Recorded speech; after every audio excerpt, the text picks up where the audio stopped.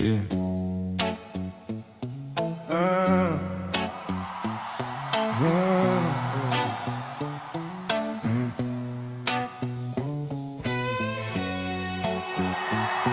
7 tracks, 7 chances. You blink, you're gone. This is the PHG World Series, Season 3. Strap in or get past. Lights on the grid, heart on red, foot down heavy, can't hear the dread. Ghosts in my mirrors, chasing my line. I carve that apex like I'm cutting through time. Rubber on curve, sparks in the dark. Every split second could tear you apart. Name on the banner, burned in the screen. I'm wide open, living on the lean. PHG World Series, Season 3, don't breathe. If you feel that fear, better turn that key and leave. We race on the edge, where the brave bleed speed. PHG World Series, only one crown, one king.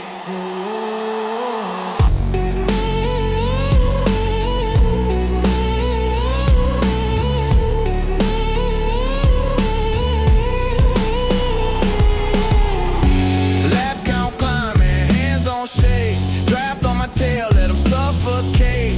I live for the moment, I scream loud. I serve that danger like a roaring crowd. Pit crew praying, hold that lid. I'm past praying, I just bleed speed. Glitch in the system, born off track. I don't chase victory, I drag it back. PHG World Series, Season 3, don't breathe. If you feel that fear, better turn that key and leave. We race on the edge, where the brave bleed speed. PHG World Series, only one crown, one king. Whoa.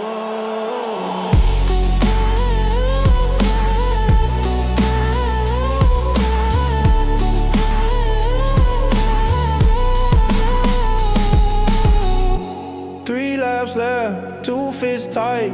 One bad move, lights out, good night. Say my tag when the replays roll. I leave rubber scars on your digital soul.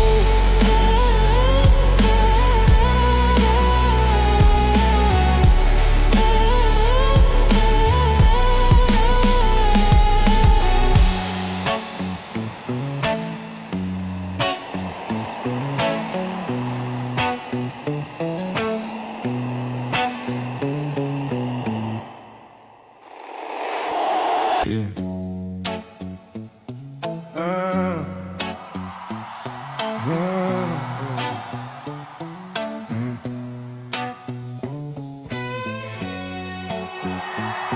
7 tracks, 7 chances.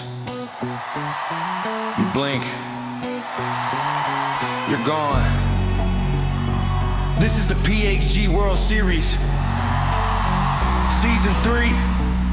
Strap in or get past.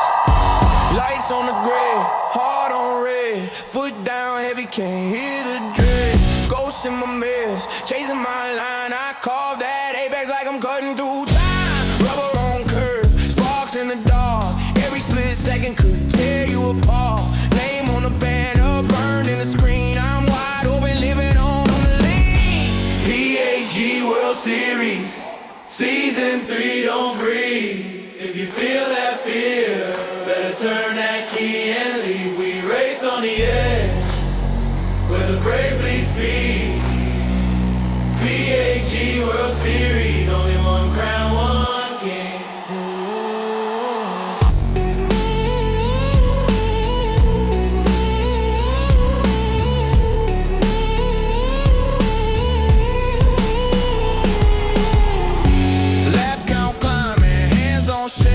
Draft on my tail, let them suffocate. I live for the moment, I scream loud.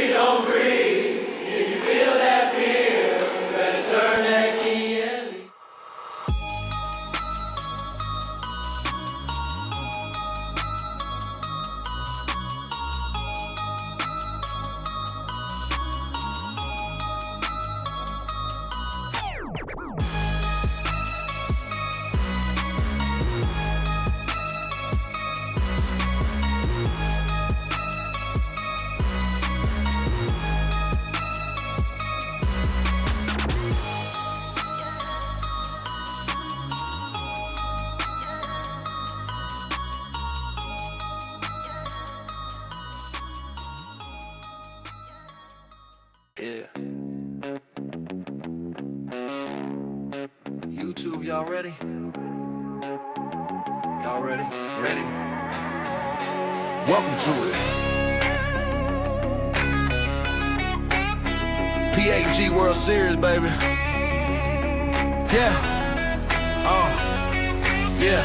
Engine humming on a pixel track, whole crowd packed in the chat. Type that. From the couch to the rig strapped in, one click, whole world rushing in. Let's go. From the bayou mud to the big tall bleachers, we got home built rigs, we got Sunday preachers, we got late night grinders, don't need sleep. If you came for slow stuff, better hit the lead. Screens glowing, heart rate climbing, hands on the wheel, hear that timing, chat going wild, can't stay still. This ain't just a game, this is raw pure will. Welcome to the PHG World Series. PHG, where the brave dive deep and the line gets serious. Let's go. From the lights out start to the last lap fury. Welcome to the PHG World Series. We got die-hard vets, we got first day rookies, we got grandma watching with a church plate cookies, we got turn it up in the living room, kids in the back yelling they'll be on soon. Southern drawl on the countdown call, green flag coming, y'all. If you feel that shake in your chest right now, that's the rush, that's the howl, that's the crowd going loud. Chants grow fast like a backstretch blur, every new name in here you belong, yes sir. Drop your flag, drop your town, drop your team, this family runs on gasoline dream. Welcome to the PHG World Series. PHG, where the brave dive deep and the line gets serious. Let's go. From the lights out start to the last lap fury.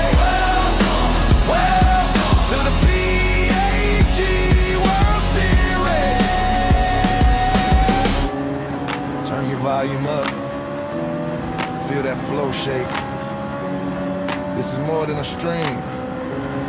It's a heartbeat wake. I say PX, you say G, PHG, PHG. I say world, you say series, world.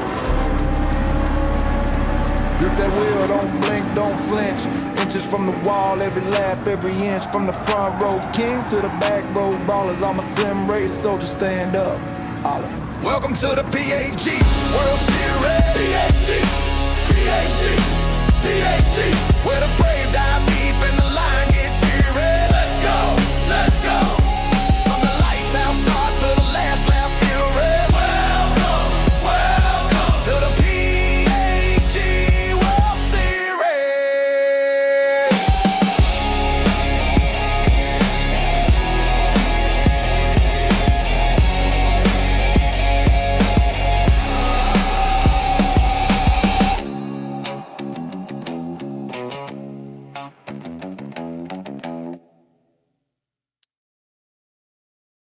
Good afternoon, everybody. Welcome to the third season of the PHG World Series, where we are round one at Yas Marina, Yas Queen. So alongside me, I have PHG's very own Pyro and the proprietor of PHG itself, Papa from Papa's House of Game. My name is Toon, and we are in for a very interesting evening, or afternoon, I should say.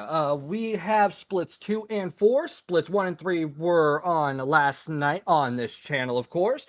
And before we go and get into all the fun racing action, let's take a moment to take a second and thank our sponsors for this season.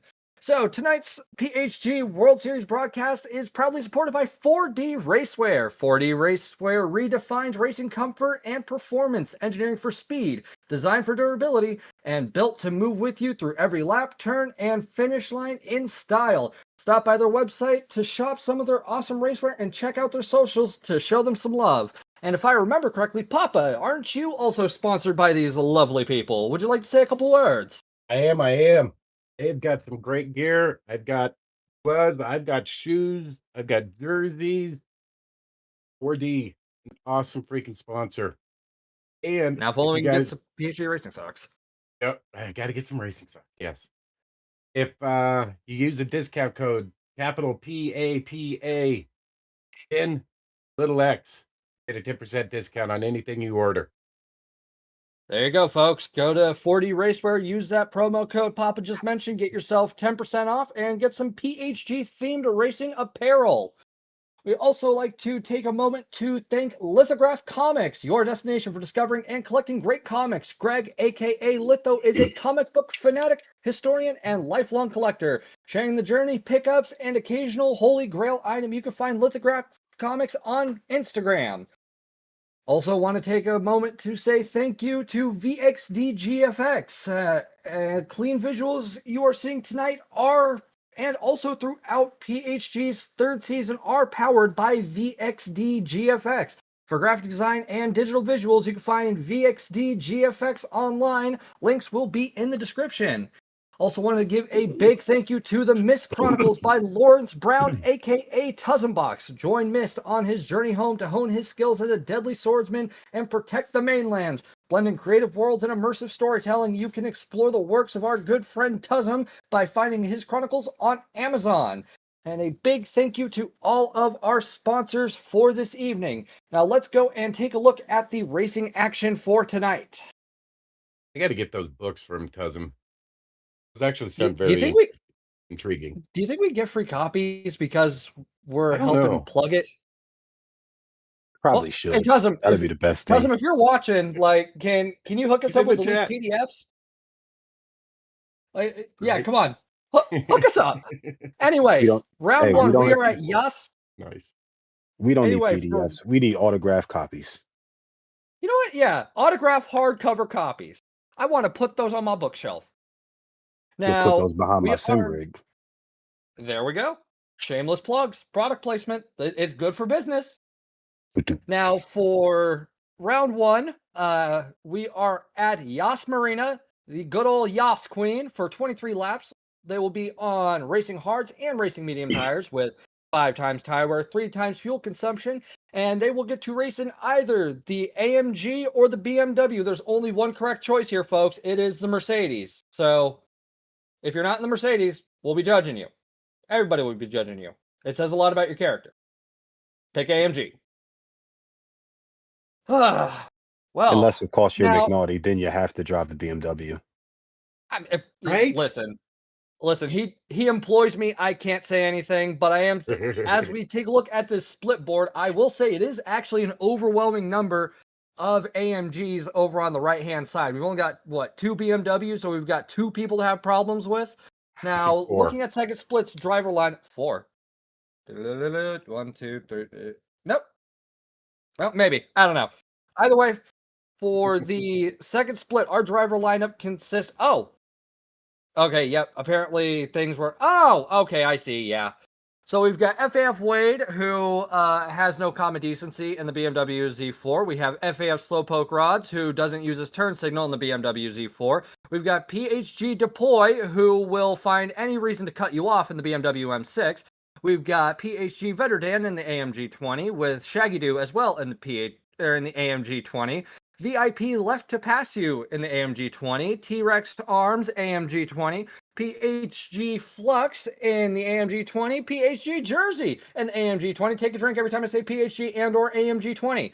PHG K-Dub is in the AMG 20. We've got Cotton Ballistics. That is a very interesting name. In the AMG 20. We've got It6585 in the AMG 20. We've got PHG SPC, also known as Cole Trickle, in the AMG 20, and we've got Mr. Casual rear-ending you and making it somehow be your fault in the BMW M6. Good morning, Toon. Yeah, good morning. As you can see, it has been a long time since I've been in a commentary booth. Jesus Christ. So, Papa, you raced last night. If you want to call it that, yeah. Well, you participated. Yeah, I was there. Wow. Could you give them a driver's perspective, kind of let them know what these drivers will have to go through and kind of what to expect for this upcoming sequence of events? So, honestly, racing's racing. The cars are pretty equal. I think the BMW is a little faster down the straight. but it does seem a little twitchy in the corners, which on this track, due to the flatness of these corners, as you're seeing, it's just there's no camber, there's no lift to the track, so it's super flat, super slippery. And in this race, you've got right now we've got a 16 feet per second wind that's blowing across the track. It just gets really intense, really easy to spin, slip, sliding. It's but you know some of these guys just have the skills that it just doesn't seem to bother them. Like KP last night. I mean that was an incredible freaking showing for him. Some people got it, some people don't. And you know what? That's perfectly fine. I'm definitely one of those people that don't, but I think Pyro in his racing slippers would have this down pat. Pyro, do you got any expectations for tonight? Well, I expect for it to be a tight race. I don't expect for anyone to run away or pull off anything similar to what KP did. KP's a very, very special driver. And hopefully we get some real good close racing. I think it's going to be real important for people in the BMW, especially not to forget that this track is about throttle control. Yeah, with how sharp these turns are, throttle control is going to be very pivotal. And honestly, just being able to comfortably brake in a straight line, because there's just the sheer volume of 90-degree turns that are on this circuit. I can see why F1 comes here, but then again, F1 cars can, on paper, handle these turns without any issue, unless your name, of course, is, Lance Stroll. But hey, I digest. But looks like we are just about ready to get on track. So let's get this see going. How this is Yep, let's get this going, see how all of this is going to pan out as we get ready for our qualifying session. Alrighty, so we will be jumping on board with good old Shaggy Doo, the, I guess, mastermind behind this this series of races. The architect. Yeah, the architect, if you will. Architect. I like that. As we've got Shaggy leaving the pits in a very nice AMG livery, driving a respectable vehicle. Yes, it looks like a super yacht, but hey, it's a fast super yacht, so we'll just run with it. And jumping on over to PHG Depoy in the Turner BMW. I don't even... Is that an actual livery or... Yeah. No. Oh, okay. Well, actual livery. Interesting. And making our way over to Slowpoke Rods.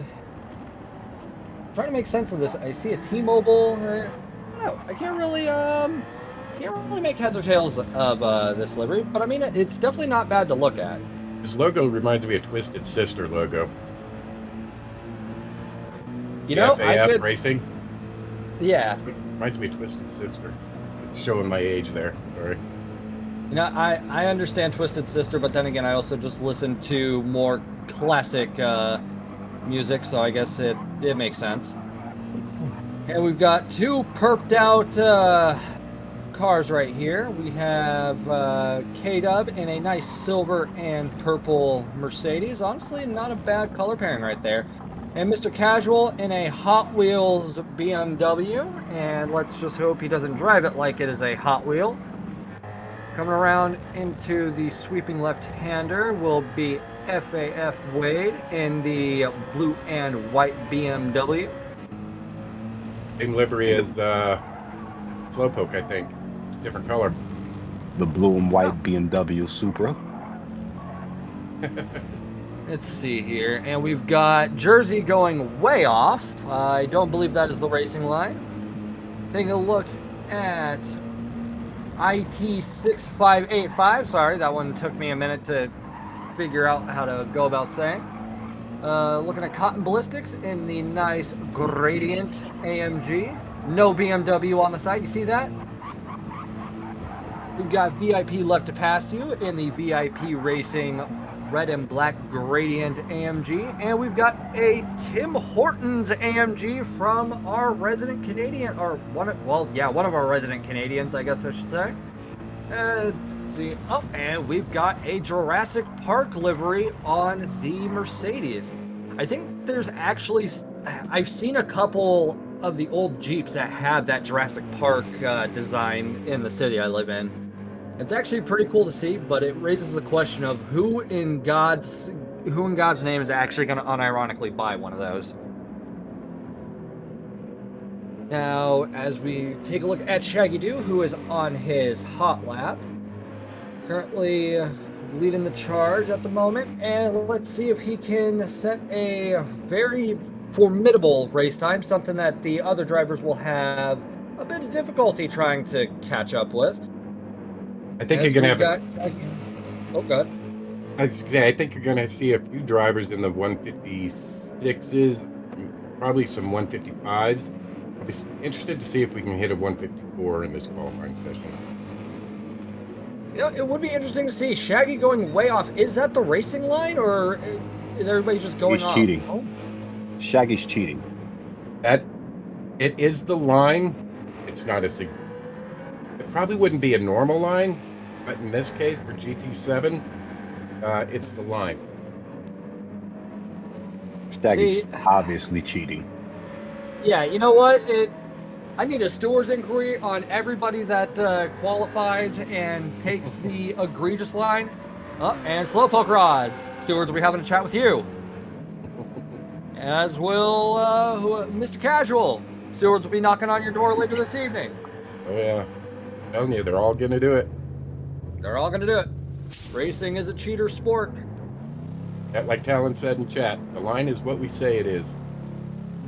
Well, yes, but until we see, F1 or, any other racing promotion endorse that racing line, I don't know.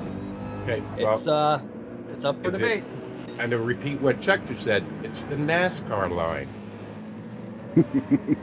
Well, yes, but the NASCAR line doesn't work for Watkins Glen, so why would the NASCAR line work for Abu Dhabi? I don't know. Points have been made. Just because it does. We need consistency. There's actually quite a few corners that you can run wide. The final corner, as you've been seeing, turn 1, you can run all the way to the freaking wall if you want to and not get a pin. I wouldn't suggest if your tires get super dirty, but it's crazy. I think I heard you mention that yesterday, Papa. Yeah. I can run all the way out to the wall, which is, 5 lanes. But if you go a pixel off, penalty. Yeah. But if you miss it by 2 pixels, you're getting a half-second penalty. I got quite a few of those yesterday. It's crazy how it all's working out. It is what it is, and some drivers have learned to exploit their limits, and here we go. Yeah, got Shaggy, Shaggy's got a 155.507, currently leading the charge. It looks like Deploy is about 0.05 of a second and changed behind Shaggy, so there is definitely room to try and usurp him. Same with Jersey. Jersey's pretty close as well. T-Rex Arms, the FBI will be knocking on your door about that track limits infringement with rebar here in the next coming hours. In the words of Jurassic Park, T-Rex Arms, he never questioned if he could take that line. He should have questioned if he should take that line. Oh, nice. Very nice. Very, very good point. That's from Jurassic Park. It is. It is indeed. I will say, since the 3.0 update, having the qualifying delta on the screen, very nice. You guys have no idea how much easier that makes our jobs up here in the booth. Now, for PHG Vetterdan, he's currently sitting in P14. Doesn't look like he's had any qualifiers yet. Oh, no, he's had just a less than stellar qualifier. But Vetterdan does have a couple minutes to try and get something going here. Veterdan coming at the end of the straight and getting ready to break left. Hard on the anchors, coming through. Oh, and getting a little squirrely through that. And, yep, fishtailed one end, fishtailed the other end, but luckily was able to keep it pointed in the right direction. That might be what's contributing to Veterdan's less than stellar qualifying times. But if he can get that taken care of before the end of the race, I'm sure he'll be able to make plenty of ground up. Now, taking a look at Veterdan's livery, it says what, royal purple on the side, I think? Yeah. Is that like a motor oil thing, or is that Yes. like Fabuloso? Okay, it is motor oil? Yep. All right. That's Just actually a making sure, 'cause livery I made 2 months ago. Oh, you made that. Yep. Nice. See him Very running well it. done, Papas. Nice and clean. Very sleek. We know who has Papa's vote for livery of the night. Yep. But do racers get to pick on livery of the night? No one does. But that would be Yeah, there wonderful we if go. we did. Oh, and it looks like PHG Veterdan has jumped all the way up to 9th place with that lap. Nice. PHG Good Deploy getting a little squirrely. Unfortunately, the BMW stayed pointed in the right direction, so we will not be getting some sweet justice from on high. But Deploy is currently still about 0.05 of a second behind Shaggy, so he's really going to have to really give it all he's got over the next 60 seconds. Otherwise, P2 will be where he resides. Now, taking a look at Jersey, who has Flux in tow. Luckily, this isn't a race and just qualifying, so Flux can just capitalize on a little bit of better qualifying time should he stay in Jersey's clutches. Or I guess vice versa would be the more correct use of the phrase. And looks like Jersey is taking a nice line, keeping it in the center of the track, bringing it Excuse on me, guys. in, and you're good. I know what it's like to have a cough. It's definitely not fun. Oh, and it looks like Jersey got into a bit of an incident and slowed down. Let's go and take a look at the replay here, see what happened. So, got Jersey coming through the sweeping left-hander, coming onto the straightaway and getting ready for the hairpin up, or I'm sorry, the sharp left-hander up ahead. And Oh, Wade cut him off. Yeah. yeah, Wade just went the opposite direction. What? That I ruined 3 don't- laps. That did. I don't know what was going through Wade's head right there, but that was definitely Yeah. not the It right could have been call. it could have been a malfunction. Something. It 'cause he- could have, yeah. I mean, Wade. Yeah. This is got- split 2, so I don't expect to see something like that right. done intentionally. There Exactly. definitely, something definitely took place there. Yeah, because he got into Jersey, Flux, T-Rex. Yeah, something else was going on there, like a disconnect. And that hurts. Yeah, it was the final Yeah. lap. And that's definitely not something we've seen from Wade. So Oh, God, no. hopefully Wade can Agreed. figure out what's up with the wheel, and we can get that rectified. Honestly, if I wouldn't blame Wade if he needs a minute to like disconnect the wheel and all Right. that, because I mean Just got it. you don't want that happening, especially during a league race. Right. And I mean, luckily it is the qualifier, but we still want to make sure all of our drivers are able to, race to the best of their abilities and have all the tools available at their disposal. And if a wheel disconnect is happening, yeah, I think we need to give Wade at least 5 minutes to make sure the wheel is up and running as it should be. Oh, his shifter broke. Oh no. Isn't it? Ooh. Thank you for the update, Bobajito. Oh my God. I must say, K-Dub has a very nice livery. Yeah, I love Oh that. yeah, livery. K-Dub really does. Over in purple. Oh, also, want to quickly say thank you to Bobajito for the $10. We appreciate you. Oh, yeah, I was going to Bobajito. mention that before all that started. Yes, Bobajito, thank you for the $10 dono. Legend. Alrighty, let's go and take a look at the classified qualifying results. So, leading the charge is PHG Shaggy 88 in the Mercedes-AMG GT320 with a 1:55.507. I mean, he did pick up these. He did pick these combinations, so this He should cheated. be. I mean, we'll just say insider baseball. Following in P2 will be PHG Deploy, who is rightfully in P2. No BMW should be on top. Rounding out our podium for the starting grid will be PHG Jersey with the Mercedes AMG GT320 with a 155.605. And followed by T-Rex Arm and PHG Vetterdan rounding out our top 5. Making our way down the order, we have VIP Left to Pass You in the Mercedes AMG GT320 with a 155.983. We got FAF Wade with the BMW Z4 GT3 2011 with a 156.002. Mr. Casual following very close behind in the BMW M6 GT3 Sprint model in P8. Making our way down the grid, we have in P9 Cotton Ballistics in the Mercedes AMG with PHG Flux rounding out our top 10 with a 156.079.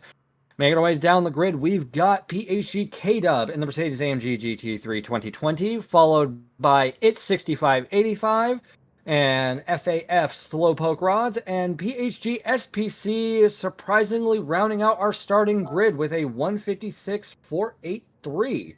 Did not expect to see SPC down that far, so we'll have to see what the race has in store for him. But nobody is over a second. Oh, he was? Okay. Yeah, he was parked between turns 1 and 2 for a while, so something must have came up for him. I'm shocked that no Z4 qualified above the M6. One. I think that's the first time we've seen that. Yep. There's the highest BMW in this is P2, and that's a M6. Yeah, Deploy, you're right. Deploy's fast, though. Don't count him out. That is one solid driver right there. I mean, this field is stacked with solid drivers. First through 10th is SPC is saying too hungover. Oh my lord! It's a great excuse. Take it off, SPC. You got this. I am actually rooting on Deploy to win, to at least hurt McNaughty's feelings a bit. Personal reason. Okay, it's personal. Right. All right. Listen, I mean, y'all have fun with that one. I'm staying out of this, mainly because he pays me. So. All right, I won't mention the text messages you've been sending me then. Oh yeah, you know. Just keep those. Actually, what was the last? You know, after the broadcast, I got to figure out what the hell what the last thing was that I sent you because I can't even remember. I don't either, honestly. All right. This is gonna be tight, you guys. Like I said, the top 10 within a half second. And the guys behind that, they're just as fast. This is gonna be crazy. Yeah. 5 seconds. Yeah, from 1st to 14th, it's nowhere even over a second. The furthest is like 900th or 9/10 of a second. So yeah, everybody's got a fair shot. So I guess let's get ready to see how the race proper is gonna go. Alrighty, we've got everybody lined up in a starting grid, the proper way to start a race. And we're just gonna have to wait for. Oh, actually, wait. Is it rolling? It is a rolling start. Ah. No. It looked like it was a grid start. Oh well. Oh, that was a what? Okay. Oh, okay. Well, okay. Yeah. It shows what I know. Yeah, 4 wide. Oh Lord, little argy bargy in the back, and 1 runs a little wide, but apparently that is a-okay for this circuit in turn 1. So we've got Shader trying to run away from a. Oh, he got shuffled a little. Oh, he did. Those M6s, they don't great on acceleration. Off the start like that. Wasn't it the Z4 that had the better acceleration? Yeah. That Z4, it'll take off pretty good. And honestly, with how long some of these straights are, it does make sense to grab the Z4, much to my chagrin, because you have plenty of room to accelerate. It's just when you hit these corners, like this one up right here, where it's a very sharp hairpin-esque corner, and then also shifts into like a chicane. I don't know. you really got to get a car that will stay planted. So it's tricky to really determine what would have been the correct choice for the race overall. But it seems everybody is enjoying that Mercedes. Now Flux does have a half-second penalty as he is side by side with Wade, and does take quite a bit of the inside.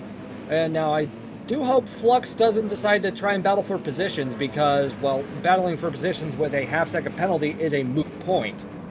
Now, as we've got our drivers coming through the next set of corners, looks like everybody's kind of evened out and kind of, got into their slots for the time being. Now, some drivers will be able to get a nice P14 position. left pass you just spun. Oh, left pass no. one. All right, thank you for the heads up, Papa. Not sure what happened there. Oh, not sure either. It looks. Oh, and we've got a yellow flag as well, so somebody else just spun. All right, let's see what happened to left to pass you. All right, so we've got. Oh, the start of the race. All right. And it looks like we have lost Flux. Oh, that's crowded. Yeah, that is really. I mean, hats off to the drivers for getting through that without a hitch. Mr. Casual getting a little squirrely as we jump back to reality. Well, looks like it's able to keep it going in the right direction. Shaggy now has a half-second penalty, so that's going to work in Jersey's favor. Now, let's see if Shaggy can try and pull away from Jersey at least a little bit to hold on to some semblance of a position. Depoy's moved up a position as well. P4. T-Rex and got lost. T-Rex arm just getting a little squirrely. Yeah, he was. One thing I'm noticing is this is a very, like, it appears these AMGs are really all over the place, just swirling everywhere. They're appearing to have significant traction issues. Yeah, I am noticing that too. And I think a good portion of the practice for some of these drivers must not have been the lap time itself, but just trying to keep control of the car. So it's going to be interesting to see if all that practice pays off. And I mean, for some of the drivers, really hasn't been going all too well with the unfortunate spins. Now, taking a look at Shaggy Doo, who has fallen to PHG Jersey thanks to the half-second penalty. Looks like Jersey is in good position lest he get a half-second penalty, then in which case that'll just go right up into Shaggy's clutches again. Now, Shaggy did try to make a move on the inside, but Jersey did slam that door violently shut, and now is able to hold on to P1. Let's just hope that Shaggy can also keep an eye on where he is and how much this battling is affecting his speed, because he's got Vetterdan and Depoy behind him. And, well, actually, he's got quite a bit of people behind him. So, one wrong move, and Shaggy could wind up losing even more ground. Vetterdan getting a little squirrely going through the corner, as well as T-Rex arms. Okay, so the curb is unsettling that car. Just a quick note, too. Yep. Looks like every driver started on the racing hard tires, so you can see a mad dash all at the same time for tires, too. There's that, and I'm also noticing that everyone in the top three, the entire podium appears to be on AMGs. Yeah. The entire podium is in the AMG. I mean, that is the proper way to do it. Whatever. Yeah. Listen. It's a Mercedes. Yes, it looks like a boat. Yes, it's probably a little squirrely, but it's better than driving a BMW. I enjoyed my time in the D4 this week, but I struggle personally with the track itself. I actually had to qualify in the BMW twice because the IRO, the pre-qualifiers were in the Z4 around the GP circuit of the Nürburgring of all places. What's wrong with NURBGP? NURBGP is a fine circuit. Not without the Nordschleife, it isn't. I don't know. Nordschleife makes me want to just drink various household cleaners. It is an atrocity that ruins cars. I don't think the Nordschleife should exist. Now, taking a look at the battle for P7 between Wade and IT 6585, looks like Wade does have the advantage right now, but 6585 sends it up the inside and is able to make a clean dive. Will he be able to make that stick, though? Wade is definitely not going to take that one lying down as they go through the straight, and looks like the slipstream will be playing to Wade's advantage. Makes one move, and will there be another move? Looks like there will be as Wade tries to slingshot past 6585. And will he do it? He's got the outside line, he's got the overspeed, but doesn't look like it's enough as 6585 will hold on to the position and also takes a good line through the chicane, getting a little squirrely, but is able to keep on going. That will put some space between him and Wade, so I think Wade will have to do a little bit of work to try and catch up and get that overtake done. Now, Cotton Ballistics and Slowpoke Rods are in good position as well, because if they slow each other down, if there's any contact, then those two are going to benefit massively. Looks like 6585 had the overspeed on the outside and is able to hold on to P7. Is Wade going to be able to find a way to shoot up the inside and get the overtake? Doesn't look like it at the moment, but it looks like they're also slowly starting to gain ground on Mr. Casual and T-Rex Arms, so we'll have to see how that one develops. Ooh, 6585 clips the wall. That will definitely slow him down. Don't think Wade got as much of that wall. And taking a look at T-Rex Arms and Deploy, and everybody is breaking the rules. Yeah, that was a bold maneuver. Everybody's and we got contact, and into the wall he goes. That was Slowpoke Rods. So let's get a replay and see what happened there. So Slowpoke Rods is coming around the mountain, going over the curbing, and just lost control of the car and went into good old Barrier. And you know that shows yesterday. Yeah, that shows the throttle control I was talking about. It appears that he got on the throttle too soon, and his tires spun up, and he wasn't able to get it back. You know, that's one thing I noticed. Yeah, go ahead. You do make a very good point, but it also just baffles me how we as racers, our car will be spinning, yet we decide, oh, just keep my foot down. That'll fix everything. And then we have incidents like that. Because I know everybody that has, raced on GT7 on a wheel or on a controller is guilty of that racing. at least once. Yeah, Great racing was 7, 8, and 9 through the chicane. Thank you for that heads up, Papa. Who's looking in the best shape right now for that battle?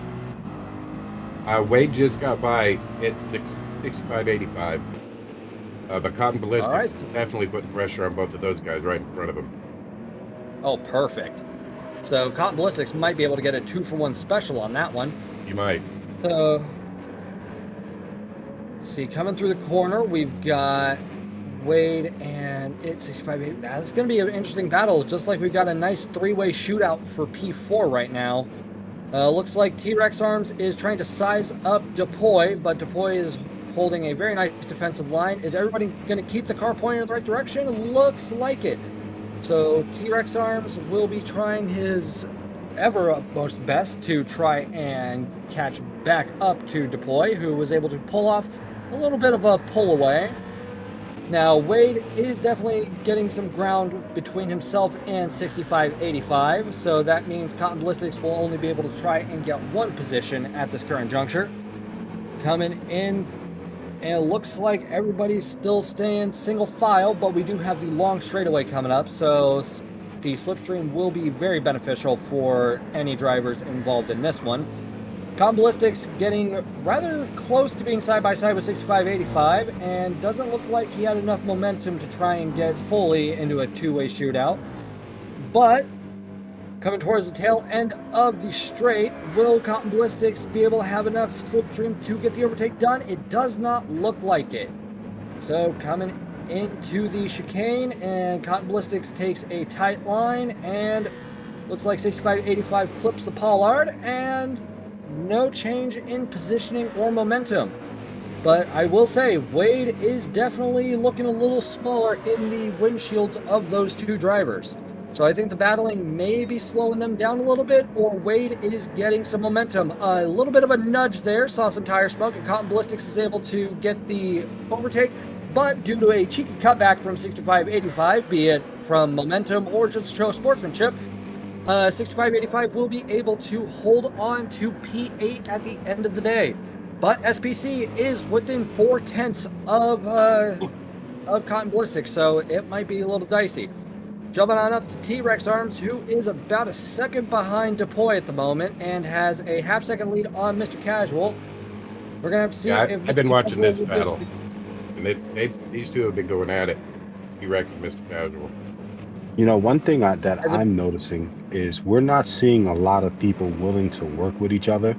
It seems like every chance someone gets to overtake, they take it instead of, you know, involving strategy that way. Oh, 2 spins, 9th and 10th.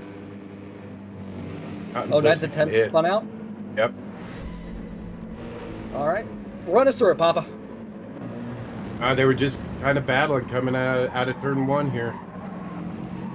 And it looked like it kind of lost control and then kind of... Oh. Yeah, Cotton Yeah, it looks Ballistics like he trying to clipped miss him, him. lost it. Yep, just barely.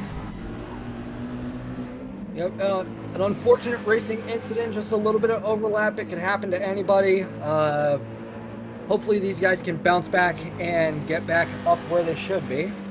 And Slowpoke's closing on both of those guys now after they lost their time. You got a 3-way battle going into the game. Yep, and it baffles me that 65.85 got a half-second penalty on top of the spin out. Right. So, yeah. Unless you want part 8 of Toon's disdain for the GT7 penalty system, I'm just going to leave it as is. Right. Now, taking a look at the race leader, Jersey has flown away from Shaggy. So, Jersey is currently running uncontested. Shaggy has Vetterdan right behind him. And actually, I'm so sorry. Where are my manners? Shaggy has been trying to get away from Vetterdan. There you go. Had to at least get one in there. We're still trying to get back into the rhythm and shake that rust off. But looks like Depoy is also in that shootout for the last podium step. So if Depoy is able to hold on, get into a good rhythm, and avoid any calamity, he could be able to take Vetterdan and get P3. Now, taking a look at Shaggy, he is in a bit of a precarious situation. These penalties do creep up on you, and I just don't know if he's going to be able to hold on, or if something's going to give, and one of the aforementioned drivers will be able to catch up and really put him in that vice grip for the position.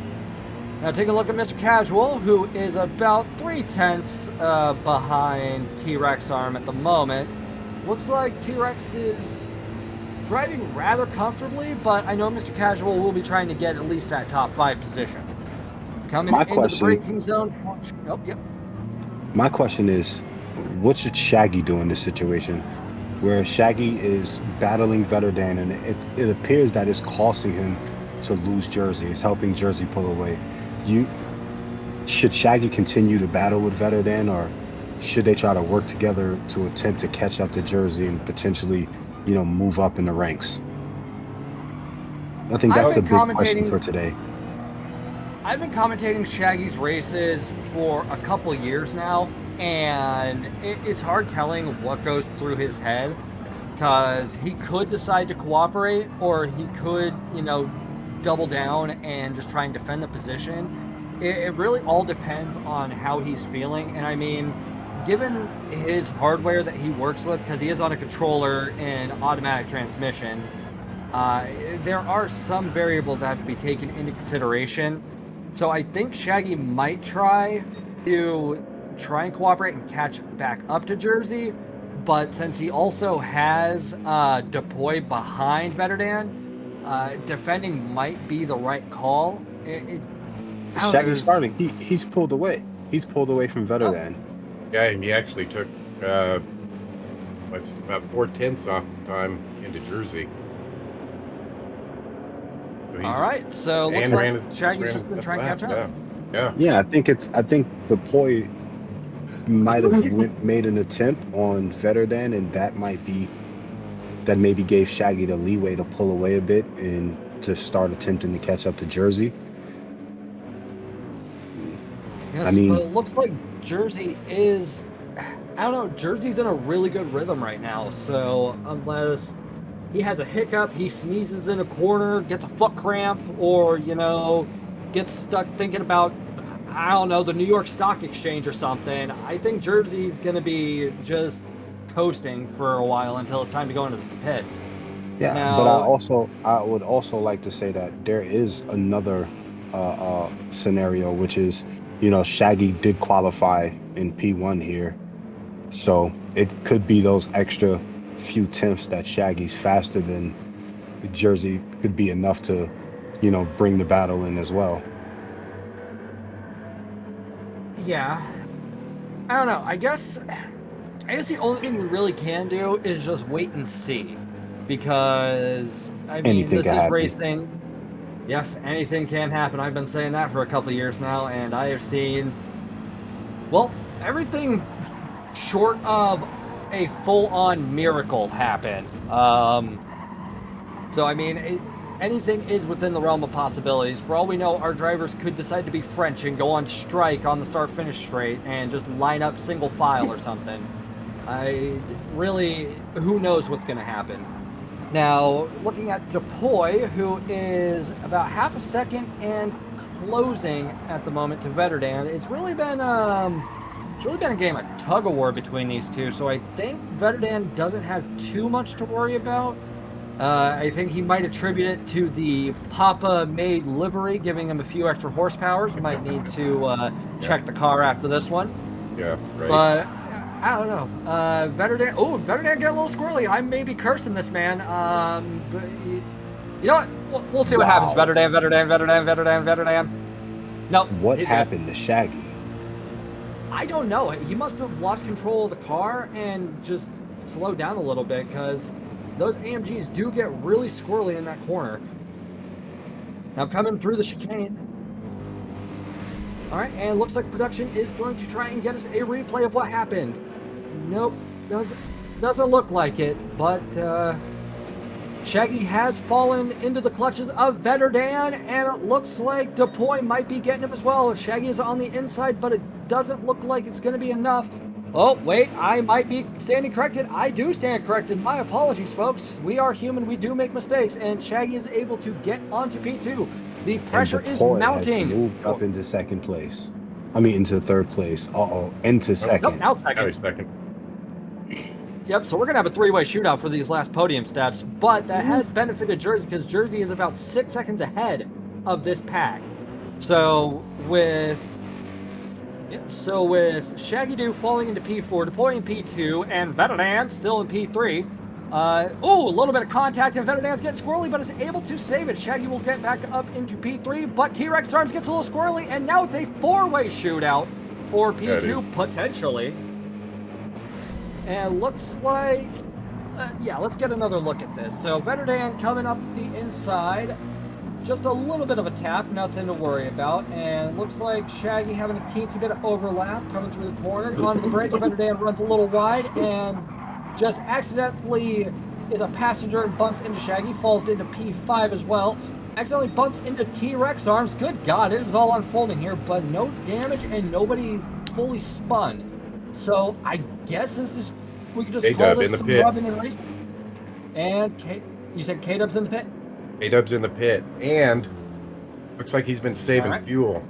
He only used half a tank of fuel, and at 3 liters per second fuel filling rate on this race, that's going to save him a lot of time on track. That will, but he is 16 seconds behind 65.85. Wow, 65.85 really fell back.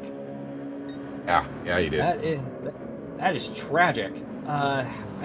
There's still the pit stop to go through. These drivers will have to refuel. Could we see K-Dub playing the biggest game of 4D chess right now And if so, how much is that going to benefit him? Because yes, he did the fuel saving. Now he can turn the fuel saving off, but it is still quite a substantial undercut on 5 times tire wear. So will the mediums hold out for the race if he just turns off the fuel save and absolutely sends it? Yeah, that's the best match he's playing. We'll just have to see if that works out. He's going to have to do a phenomenal job of managing his tires. That's for sure. Yeah, right. Yeah, and now the fuel isn't going to be an issue because we're about the halfway point of the race, and theoretically speaking, yeah, he will have enough fuel. It's going to be those tires to worry about. Looks like Jersey is opting to not go into the pits, so Jersey will be holding on to that 6-second lead. Do you think we might be seeing Jersey go for an overcut? He will have to refuel if he keeps this up, though. Well, I mean, he's going to have to refuel regardless, but he's going to have to refuel even more if he keeps this up. Right. Looks like Shaggy is sitting uncontested in P3. Mr. Casual is about 8 seconds behind. So, actually, what happened to Mr. Casual? That is, wow, that is quite the deficit. Well, he had like T-Rex and Wade, and all of them are right in front of him, and they all just pitted. So, Better Dan and all them. Right. That just left yeah. a big gap. Yeah, there's just a lot of factors and a lot of things going on in racing. It's hard to keep up sometimes, even for us up here. Now, it looks like SPC coming through the chicane hasn't gone into the pits either. My question is, when is Jersey going to go into the pits? Because will he go in the start lap 13? Is he going to go another lap or two? What was the latest? You bet it's this lap? All right. Brady pits this lap. All right. Now, That's take a look at lap that was my tire strap. 12 laps on the hard. Okay. 12 laps on hard, then 11 on mediums. All right. Yeah. I mean, it does make the most sense, especially because those mediums will burn out quicker. And I mean, looking at 65, 85, lap 12 on the hards, and those fronts are almost absolutely done. Talon said 10 hard, 13 racing mediums in the Z4. Yeah, because we also do have to factor in the car choice as well. Yep. And I don't know how the Mercedes is on tires. So, The boy and Shaggy Pyro, both do you like to stay out one more lap. I unfortunately have zero experience with the tire wear on the AMG. And it's actually sad because the amount of racing that I've done, you would think that I've gotten into the AMG at least once. Unfortunately, I can't speak on it. Oh, it sucked. Cole, he just made his pick, got tires, forgot to take fuel. Oh no. Oh, that's devastating. really going to bite him. All right, taking a look at Depoy, who is in P1 at the moment, and Shaggy, who is trying to get back into P1 before going into the box. Looks like, yeah, they're going to have to box this lap. I don't know if those tires are going to be able to hold on for another couple laps. Especially that front right tire. Yeah, that front right is definitely worse for wear. And we've got the battle for Berlin right now. We've got BMW versus Mercedes right now. Looks like Mercedes has taken the lead. So Shaggy will finally be back into P1 after about, what, 6 or maybe 8 or 9 laps? You know, speaking of the battle of Berlin, why weren't all German cars allowed in this one? This would have been great to see Porsche and Audi involved in this race here to start the season. I'd have ran the Beetle. What are you talking about? Well, yeah, Papa would have ran the Beetle, and I mean, at least he would have crashed in comfort. Right. All right, so we got Shaggy and Depoy going into the box. Jersey is going to try and shave off the 26-ish, or the 20 seconds that he lost to Shaggy and Depoy while they were in the box. So Jersey getting ready to come across the start-finish line and start the next lap. So looks like Jersey might be able to get back up. Yep. Jersey gets a 2-for-1 special, is back into P1, and this refueling is absolutely killing these guys right now. Well, yeah, and looking at the refueling, SPC having to take a second pit. as K-Dub, when he pitted, was like 15 and a half seconds behind hit 6585. To the pit cycle, he's only 1.6 seconds behind by saving his fuel. Not sitting there as long. He actually gained quite a bit on IT 6585. But will he be able to continue gaining that ground? Right, exactly. His tires are definitely a couple laps older, so. Yeah, they're a couple laps older, and he was also in a worse position when he went into the box. So that fuel saving, while it was a great, ingenious plan, I just don't know if it was the right call at the end of the day. We'll just have to wait and see what happens over the next 9 laps. Also, Now, think it depends on his method of. I also think it depends on his method of fuel saving. Because if he's just fuel saving by short shifting, it's not going to hurt him as much as if he was changing the fuel map. Yeah, that fuel map really bites you in the long term. Well, with Shaggy Or and it could be Deploy, extreme fuel saving doing both. right? Shaggy and Deploy waiting that one more lap pit, and that back Cost him a lot. 6th. Yeah. Yeah, that really screwed him over. That's a kick in the nads. Oh, big time with a steel toe boot. Now, for those of you watching at home and are in split 4, please take ample notes of what you are seeing, and definitely reevaluate your strategy, because this is very enlightening. And for those of you in split 4 that were watching last night's broadcast, hopefully this cements any theories you might have, because I think the drivers in split 2 had some theories, but for some it worked, some it just didn't. Jersey's definitely one that it worked for by leaps and bounds, but I think Jersey's also in that position just due to sheer pacing. Now taking a look at FAF Wade, who's got Shaggy and Depoy and Slowpoke Rods and Mr. Casual and a Partridge in a Pear Tree behind him. P12 just spun going to turn 1. Oh Lord, it is not K-Dub's race. Yeah, it looks like he just lost it a little bit. All right, let's take a look at. Oh, and we got the tail end of that. Now, unfortunately, K-Dub is just having a less than stellar race, and I mean, I can empathize with that. That's it's unfortunate to see. But yeah, I created a whole video this morning on my race. It's just like that. Oh man, I know the feeling. Split 4. For those of you in Split 4, please go to Pop's channel and watch that video and learn from him. Oh my god. Let Papa be your martyr. I didn't use a live stream because there was a lot of inappropriate attitudes and words, so yeah. I just used the replay. Excellent choice. Excellent choice. Yeah. I understand, but sometimes you need that that full VOD just to get the emotion and realize the true severity. And we got side-by-side action between Shaggy Doo and Depoy. Shaggy running wide, Depoy staying on the circuit. Who is going to benefit more from this? Looks like Shaggy by just a hair. So, yeah, cheating doesn't benefit you all that much. And it looks like Depoy will get the position. So stay on track, folks. Stay on the track. Not only did Depoy stay on the track, but he also got fastest lap, which is interestingly faster than his qualifying lap. And I think that may have something to do with the slipstream, or maybe he's just gotten to his rhythm.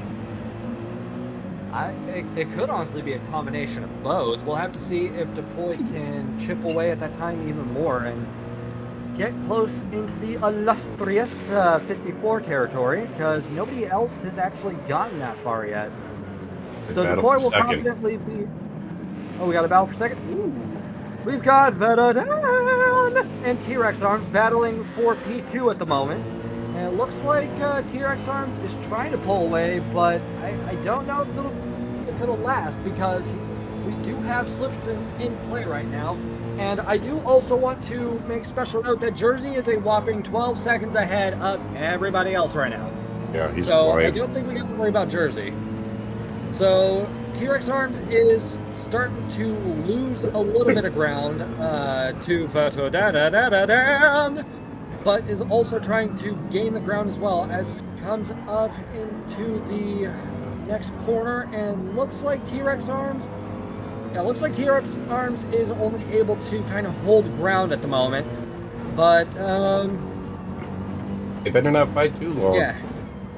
5 and 6 are coming. Yeah, they are definitely in tow, but it's I don't know, think it's a tricky Depoy's- situation. Depoy's right up on Wade's bumper right now. He's Yeah, all yeah. over that guy. Let's take a look. All So- right, you want to run us through it, Pyro?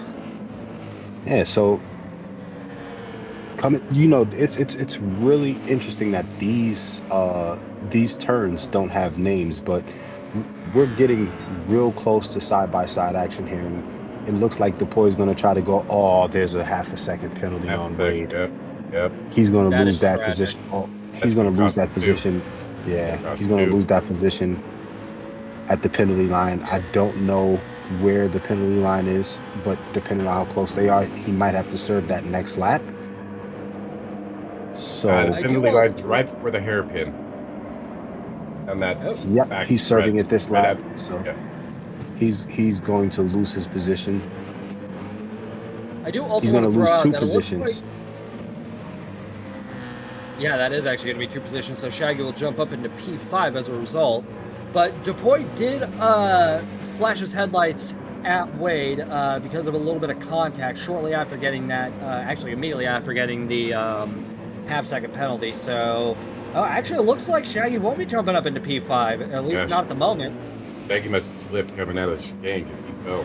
He lost a half second or so. Yeah, Yeah, that. Honestly, I think these corners are penalty enough. Ugh, this So race is brutal. a penalty. right? Honestly, I'm trying to speculate when NRL is going to use this circuit, and like this track is pretty unforgiving. Like we can all agree on that, especially those that watch Formula One and all that. We can agree this is an unforgiving track.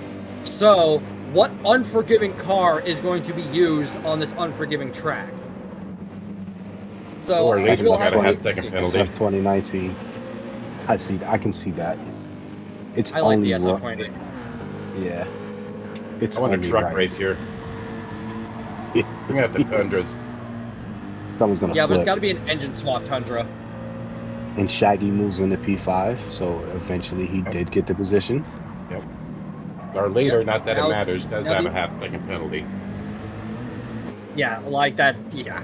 Yeah, I'm pretty sure he can rack up 6 more of those and be fine. easy. 13-second gap, yeah. Oh yeah, Yeah. he's fine. That penalty is going to cost him about a second, though. So it'll be interesting to Yeah. see how much time comes off, how much time they're able to shave off. But I don't think anyone has a chance at catching him unless there's a catastrophic failure. Right. Yeah, unless Jersey's wheel desyncs or something, he's not going anywhere. That half-second penalty was just pretty much him saying, "Did I get bit by a mosquito or something?" So, yeah, Jersey is a non-factor right now. But what is a factor right now is the battle for P2 between T-Rex Arms and... Okay. Veterdan? Right there. No, I saw his car teleport for a sec. Oh. Wade got back by yes, Shaggy. all P5. And right, so it looks like Depoy is going to be entering that battle for P2 any second now. Oh yeah, he is. So if we've got Depoy catching up to Veterdan and T-Rex Arms, then if they slow each other down, we could have a 5-way shootout for P2, which over the last 4 laps of this race would be very interesting to see. Very, very interesting. Now, Shaggy is going to try and stay all over the hindquarters of Wade. A little bit of a bump coming out of the corner. So it looks like Shaggy did have the overspeed, just didn't have a line to execute the overspeed. So gave a nice generous bump draft to Wade, and they are coming up towards the long straightaway. Shaggy taking a wider line, getting onto the curbing and catching back up to Wade. Doesn't look like there's going to be any momentum to get the overtake done, but as we are on the straightaway, let's see if Shaggy can soak up enough slipstream to try and send a dive bomb into the corner for the chicane in 3, 2, 1. Doesn't look like it. Looks like he will be breaking slip, and Wade will get on the defensive line, getting about 2 abreast through the chicane, but Wade comes out on top.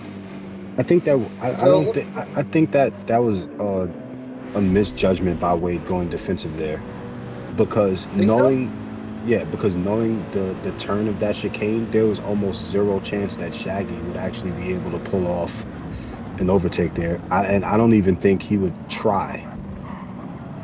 Not there of all places. Although we just seen DePoy do it, so there that goes. Speaking of DePoy, he did get by better, Dan. He's up to P3, putting all kinds of pressure on T-Rex. Yeah. And it's interesting, we've got 4 laps left, and the battling is still very much far from over. So, right. I mean, really nobody's able to catch their breath except those that have, kind of fallen off pace. So now we've got DePoy, who is very much ready to overtake T-Rex Arms, and honestly, it looks like Vetterchaga is in a bit of an uphill battle, because there's a 1 second gap between DePoy and him. So, I mean, he can catch up. Oh, DePoy's tires DePoy started. He actually pitted a lap after everyone else. So him and Shaggy are going to be on better tires. My question is, what position did Jersey start the race in? Jersey started in P2. No, DePoy started in P2. Oh, DePoy. Oh, DePoy. All right, yeah. Because at this point, I'm starting to think about who my driver of the day is. With the way that this race is going, it can only be one of 2 people, and I think it all depends on what position they started in. Who drove the furthest? Shaggy and Wade are having a back and forth battle. Kind of fun to be watching these guys. And both these guys' tires are better than Dan's, so they may be catching him here pretty quick too with 3 laps to go. And Vetterdan's now involved in the fight for P2 as well. So, this is excellent racing here. Yeah. Between the top 5, I would say, top 6 drivers right now. Top 6, involved in excellent battles, with the exception of Jersey. Jersey is runaway. Hats off to Jersey. This is definitely his victory. But I think DePoy is trying to make a statement here. I think DePoy saying he's from around the way. He's leaving here with something. Fastest lap driver of the day. He's leaving here with something. Yeah, and he has been improving on that fastest lap, because it's a 1:55.188 now. So DePoy is definitely kind of taking the lead in terms of accolades for this race. Now, speaking of the race, let's take a look at Wade and Shaggy, who have been playing a violent game of cat and mouse for the last few laps. Shaggy just got back to Wade. Wade, that's D4 down this straight. I was enjoying the D4 on this straight. Damn thing is just fast down this straight. Yeah, it does definitely come into its own on the straightaway, but then the challenge becomes holding a defensive line for the rest of the circuit, because you do have a variety of corners, and the BMW only has the advantage for the hairpins because it seems to be more planted than the Mercedes does. So but there are quite a few, like, windy curves, for lack of a better term. Oh, Deploy's up at P2. Yep. All right. Fast. Nice. All right, so yeah, I think driver split does have to go to Deploy. Been running a clinic on the drivers that he's been battling against. Yep, just sends it up the inside, a slight tap. And Not only good. has Deploy been running a clinic on the drivers that he's been, forcing into these battling situations, but he's also doing it. He's not in the meta car, which apparently is the BMW, and he's not in, the second best car, which is the ZM4, which is the Z4. He's doing it. He's doing this in the M6. That's something that I'm taking into consideration as well. He's doing it in a relatively weak car compared to all the others. I don't know. I'd have been more impressed if he'd have been in the M3. I think we all would have been more impressed. Question is he in the endurance model or the sprint model? They're the same thing. A little difference. Like 6 horsepower, I Isn't think. it like the endurance? Did they change it? Because when I last hopped on GT, they had the same horsepower, same stats all across the board. I think it was just the endurance had like slightly better turning or something. Oh, Sprint doesn't have fog lights. Thanks, Talon. Hey, Talon. Wow. Now you know.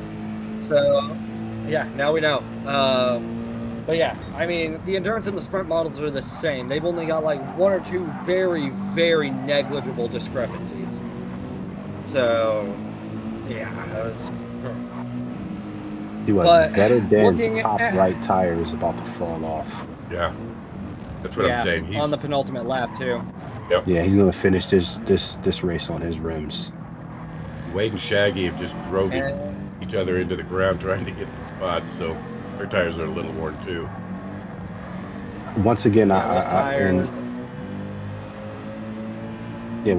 noticed that not a single driver, well, not a pair of drivers have opted to work together to, make an attempt to move up the line. Everyone's been going for broke here. Final laps. According to Wicco, Sprint has better aero. Okay. Alright, yeah, still negligible. But anyway, we are on the final lap. T-Rex Arms is currently a 1.5 seconds behind Deploy. Yeah, Deploy is getting my vote for driver of the split. I mean, you just can't argue with it. Fastest lap, gained quite a bit of position, and has had really good battling the entire race. So T-Rex has horrible enough. So Yeah, T-Rex has enough fuel to finish. I think he will. Because Slowpoke's looking slim. Yeah. Too. Yeah, everybody's looking a little lean at the moment. Yeah, they are. I don't think fuel is really going to be an issue at the end of the day. I don't know. T-Rex is definitely doing a good job of defending, but everybody's tires are looking worse for wear, and I don't know how the game handles low tire at the moment. It could still be, it's like being on ice, but he's also in the Mercedes, which is really squirrely, so things are looking a little precarious for our AMG drivers. So it could be T-Rex Arms, it could be Vetterdan. One of them could be having an unfortunate end of this race, but the one who isn't is Jersey, who had plenty of tire to spare, and takes the race victory. Yep. Deploy coming over towards the start-finish line, keeping it nice and tight, trying not to upset the car, and takes P2. Rounding out our podium will be T-Rex Arms by a hair. And it looks like P5 goes to Wade, and Shaggy will get P6. P7 falling to Slowpoke Rods, who almost ran out of fuel, and Miss Casual, who almost ran out of fuel. Taking a look at 6585 coming across the line, and looked like almost was drifting it. SPC had to stop and get fuel, and comes away in P10. take a look at K-Dub, who had a genius strategy, mind you. Unfortunately, just it wasn't in the cards for him. He fell very, very far behind. So, I mean, it was a great effort, but he will be rounding out our racers left on track.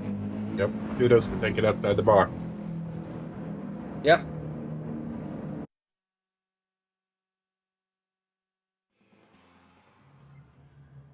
Very nice. Oh, no victory screen. Okay. And let's go and take a look at the provisional, because there was quite a bit of stuff that happened. Race results. So Jersey will take the race victory with an overall race time of 45 minutes, 14 seconds, .905. P2 goes to DePoy, finishing almost 14 seconds behind, but does walk away with the fastest lap of a 155.188. Running out of the podium will be T-Rex Arms, who barely got away from Vatadan. And with FAF Wade rounding out our top 5. We've got PHG Shaggy 88 coming in P6, followed by Slowpoke Rods in P7. Making our way down the grid, we have Mr. Casual in P8, followed by IT6585 in P9 with PHG SPC rounding out our top 10. And we've got PHG K-Dub rounding out our racers. And we will also like to give an in memoriam to Cotton Ballistics, PHG Flux, and VIP left to pass you. So yeah, we had a very tight and very interesting race. Nobody really wanted to cooperate. It was just a battle of attrition the entire time. Pyro, what are your thoughts on what we saw? Well, I think that that race was nothing short of a Royal Rumble. Like you said, no one cooperated, no one was willing to work together, which, kudos to them. You don't have to, but sometimes it's interesting seeing different strategies involved. But the one thing that stood out was the determination from Depoy, who, he qualified in second. He had a not so stellar start, and he was able to, scratch and claw his way back up to the position he started in. Ultimately, I say great race by him. I want to congratulate Jersey, who did an excellent job of, seizing the opportunity and running away with the race. Honestly, I can agree with that. And with how wide of a margin Jersey won that, I'm sitting here questioning why wasn't he in split 1? Sandbagging. Yeah, you know what? Yeah, Oh. You know, I can see that. I think, one thing that was important to understand the way these splits are determined is based on how fast you can perform one lap. With Shaggy's, sadist mind has to do with a little bit of strategy involved in our qualifying, which I can't stand that. But, you know, I think that if there's anybody that would have made a top split, I think everybody had the opportunity to, but I think Shaggy was one position off, if I'm not mistaken. Uh, I think Depoy also maybe with that 155.1 that he ran in race was fast enough to qualify. I think on the podium in top split as well. All right. Yeah, all that does track. Now, Papa, can we get your thoughts on everything that we witnessed, and maybe your take on Jersey sandbagging into second split? So obviously I was just joking about the sandbagging. With the qualifying Oh, way yeah. that we do it on Tuesday night and Wednesday night, I mean, you get 1 10-minute section. If you don't get that perfect lap in 5 laps, it's just not going to happen. And as we've seen, this track only takes one corner and you've lost a second. So, I mean, and then on the other side, you got the people that nailed their lap and came up with qualifying times that, you know, that's the time they've been running in practice all week. So, Troy, the racing, especially in the top half of the field, first through seventh, eighth, a lot of good close battles. Um, We did get a lot of spread out in the second half of the field, but and it's just I Yas Marina is just a tricky track. And to hold it together for 23 laps, kind of Yeah, like what Jersey did, it is a brutal track. it's just Now, with all that said, are we taking an intermission or? All right. I'm getting word from the Bearded Production that we will be taking a brief intermission while we get everything set up for Split 4. So please go grab a snack, grab a drink, call your mom, say hi, do whatever you need. And we will be back at you here in about 5-ish minutes. So sit tight.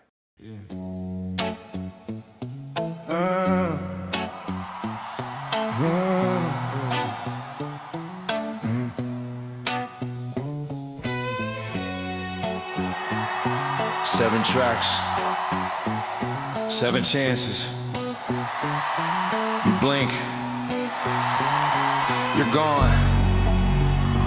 This is the PHG World Series, Season 3. Strap in or get past.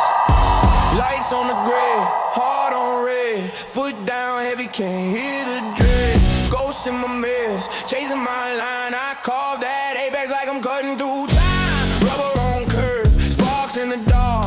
Every split second could tear you apart.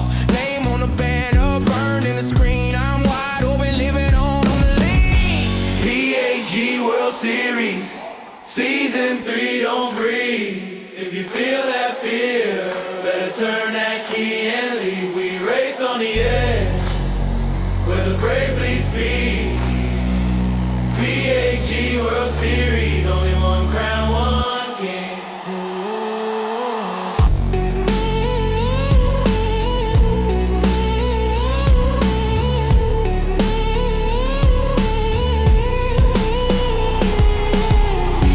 Lap count climbing, hands don't shake. Draft on my tail, let them suffocate. I live for the moment, I scream loud. I serve that danger like a roaring crowd. Pit cool praying, hold that lid. I'm past praying, I just bleed speak. Glitch in the system, born off track. I don't chase victory, I drag it back. PHG World Series, Season 3, don't breathe. If you feel that fear, better turn that key and leave. We race on the edge, where the brave bleed speed. PHG World Series, only one crown, one king.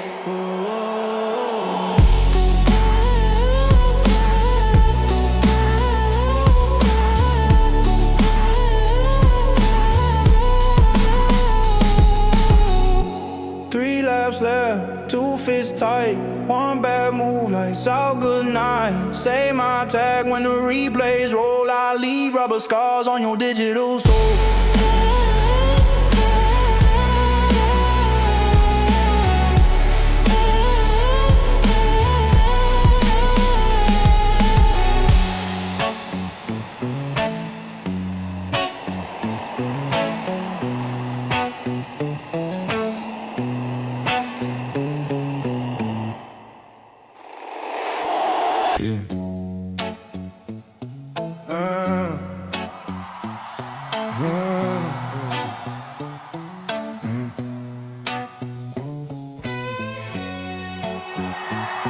Seven tracks, 7 chances.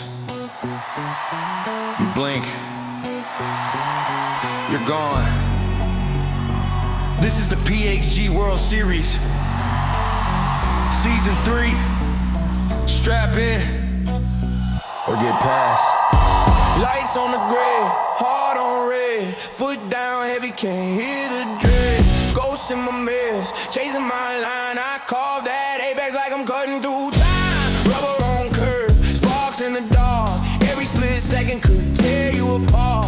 Name on the banner, burned in the screen. I'm wide open, living on the lean. PHG World Series, Season 3, don't breathe.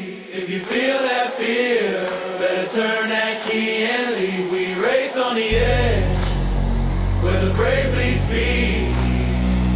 PHG World Series, only one crown, one king.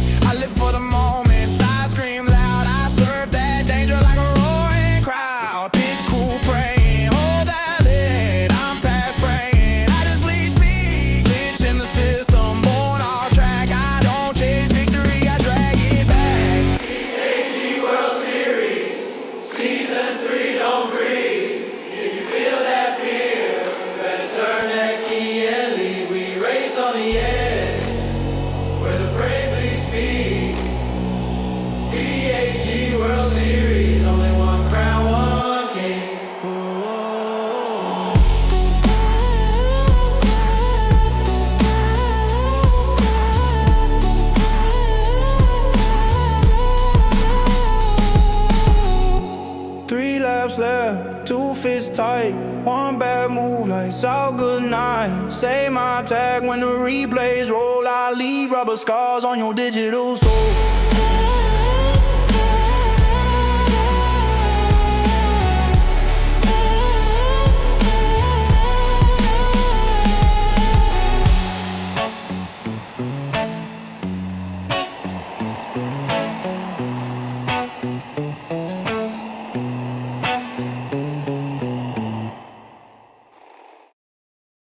Welcome back, everybody, to the PHG World Series Season 3, Round 1 at Yas Queen Marina. We had a great race for Split 2, and now it's time we get underway for Split 4. But before we do that, I would like to give a quick thank you to 4D Racewear. Make sure you use Papa's promo code for 10% off. You're missing out if you don't do it. I'd also like to thank Lithograph Comics, VXDGFX, and the Mist Chronicles. Without you guys, well, we wouldn't be able to do this in this fashion. Now, with all that said, let's go and get a refresher on what we are looking at for our Split 4 race. That's right, folks. If you are just turning in, hi, pleasure to have your company. My name is Toon, accompanied by Papa and Pyro. We are at the Yas Queen Marina for 23 laps, 5 times tires on racing hards and racing mediums, both required, 3 times fuel with a 3 liters per second refuel rate. Just let that one sink in. And our drivers had the choice of either going in the correct car, the AMG, or selling all of their morals and social standing to drive a BMW. With all that said, let's go and take a look at our driver lineup. So, for our 4th split, we have PHG C-Dubs in the AMG 2020. We have PHG Aero running from child support in the BMW Z4. We have PHG Will's brother committing insurance fraud in the BMW M6. We have PHG Root in the AMG 2020 getting a Medal of Honor and a key to the city. We have Saint, who is currently committing embezzlement with the BMW Z4.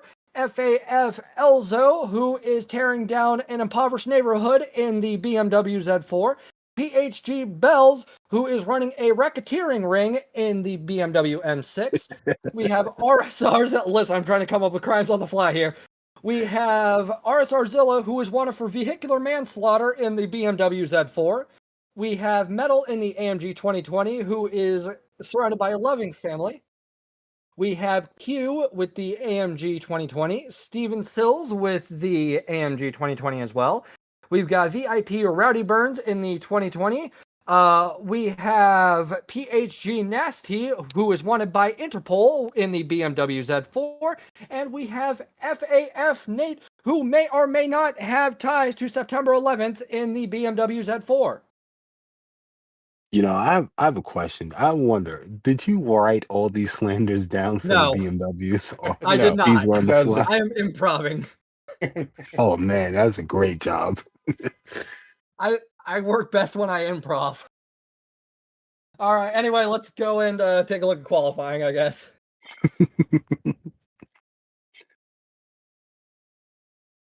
Haven't quite started yet. Thank you, TKs. So, with Split 2 and Split 4, we do have a night and day difference. There are more BMWs in Split 4, where they should be, than AMGs, as opposed to Split 2, where it was primarily AMGs versus BMWs. I think the ratio was what, like 3-1 on the AMG for Split 2, or like 2.5 to 1. Yeah. Like it was a very wide margin. So I guess we won't really be seeing a lot of people rerunning strategies from the previous split, just because the overall dynamics for what we have for this is vastly different. So with that said, Papa, do you have any speculations? Ooh, I'm gonna speculate that a BMW is gonna win this race. All right. Pyro? I think that in this race, we're going to get what we all been waiting for, and we're going to see two people decide to work together to conquer the field. I can hope. I could be a dreamer on that one. It would be quite nice to see a sense Some of camaraderie. cooperation. Yeah, camaraderie, focus against a common enemy and what have you. So I don't know. It's nice to dream, but at what point are we delusional for thinking such wholesome thoughts? I mean, this is a I think it's BMW heavy field. I think it's gonna be between, the guy that was running from child support and the guy running the racketeering ring. Yeah, You they guys are do just go hand funny. in hand. Oh God, I hope there's not any more BMWs next week. Otherwise, I'm literally gonna have to just pull up Google and think of things you can get arrested for, and then just take it from there. Because I think September 11th was the last thing I had in my pocket for this. But I do see Arrow's gonna try and win this in my honor, so thank you, Arrow, for that. Good lord. This qualifier is going to be very interesting. Do we Yeah, want to it's take a being tally on how many spins we see? Oof. 6. 6? All right. We might not see six, but I expect there to be 6. All right. Think I don't know. I'm thinking we're going to see about I'd say 6 is a nice rounded number for spins. I'm wondering how many people will get into the 155s for this qualifying, or if we even see that. I'm not sure. I didn't watch Split 3 yesterday. I was crying in a corner after my terrible performance, but I'm wondering, you know, is anybody going to be able to pull off one of those, 55s, which, to be fair, in the pre-qualifier was good enough to get you in top split. I got in with a 55.8, so I'm wondering if we'll see any, in this fourth split. Yeah. Papa, you are being asked to vacate the Left. lobby. Yep, I left. Okay. Alrighty. Looks In the like meantime, Shaggy hunting.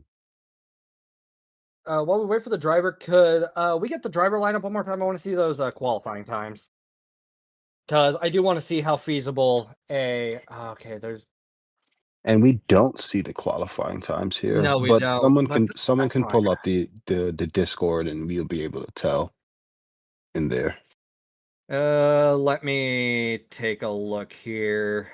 Would it be under? Okay, yeah. So looks like the upper end for split 4 was a 56,377 from C Dubs.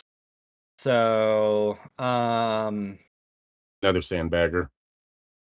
yeah, maybe. Arrow's saying that he's gonna win this for me, but he's in a BMW Z4, and he was committing insurance fraud. So I don't know. I No, don't know if I want that associated with my name. Arrows in P2. That's child support. Oh yeah, that is child support. Running for child support. Thank you. I don't know. They're all horrible people. Okay, so looks like the upper end was a 56.3, and that was an AMG. So I mean, 55s are possible. It would just be the upper end of the 55s. So it will be a nice little thing to wager. If we want to start a little sports betting ring here, maybe some same race parlays and all that. Maybe take a little off the top.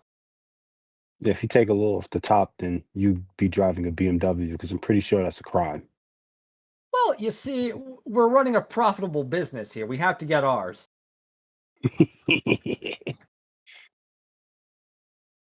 Listen, I don't drive a BMW. I'm betting we see a 55.6 for pole. 55.6 for pole? All right. I'm going to challenge that and say a 55. I'm going to say a mid 55.8 for pole. How about you, Pyro? So, I'd have to agree. I think we see at least a 55.8, maybe possibly a 55.9. I think we'll see more than 155 actually. all right. There's some So people in here I think are capable of setting them. yeah, I mean Will's brother, Arrow, Root, Bells. Yeah, we definitely have drivers that are capable of it. Um, but it's just, will the car and the track agree with each other long enough for it to be so? I don't know. We'll just have to see. Yeah, 23 laps, any group 3, that's AMG or BMW. I mean, it's not too late for some of these BMW drivers to see the light and just swap over to an AMG. So, it's not too late. Qualifying hasn't started. You can denounce your evil ways. But, by the way, let's go back to the host screen while we wait for the qualifier to start. Who are we waiting on? I think Shaggy. we're missing one racer, and I think Shaggy's just trying to fill the field. I got you. Papa, you want to run it back then? Run one back. The race?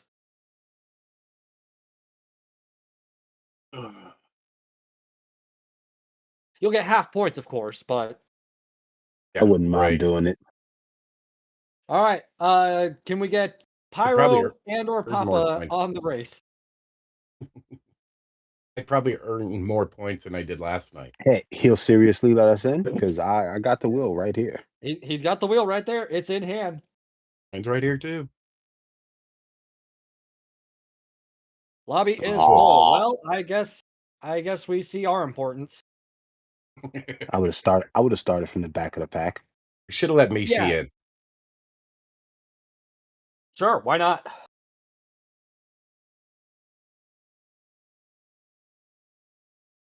All right, so I guess we're just waiting for everything to get underway. I Who guess filled the while we lobby? wait Hey, I would love to live commentate one of my races. Oh, okay. I Spams. don't know who Nice. that is. New guy. He's a friend of one of the other drivers. I forget right offhand. All right. Well, I mean, a friend of a racer is a friend of ours and all that. You Yep. know, great racers, Exactly. better pizza, Papa John's.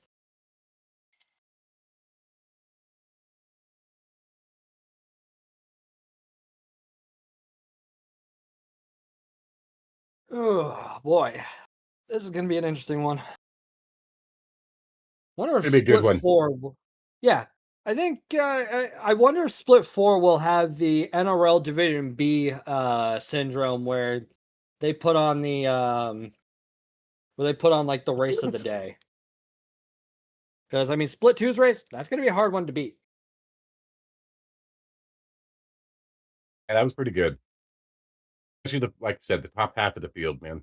Those guys were all going back and forth. Nice, good passing. It was good. It was a good race. It was. It was a very good race. Pretty I good. just hope we see more cooperation. Yeah, that way Pyro can stop saying something.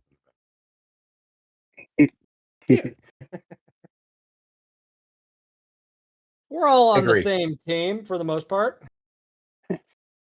A lot of us are. Some of us Yes. are 2 teams at once. I mean, I'm sitting at 3, so I'm pretty much a streetwalker at this point. All right, and qualifying is underway. Oh yes, Papa.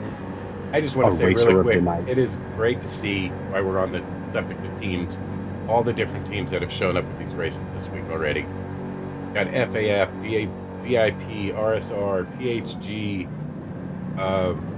Team Park for the guys that aren't on actual teams, Alan.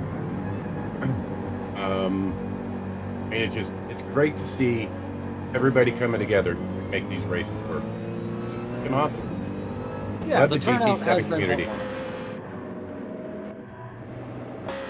Although So- it does beg the question in terms of teams, since there is essentially a union of lifelong free agents, doesn't that technically make them part of a team because they are unionized in their free agency?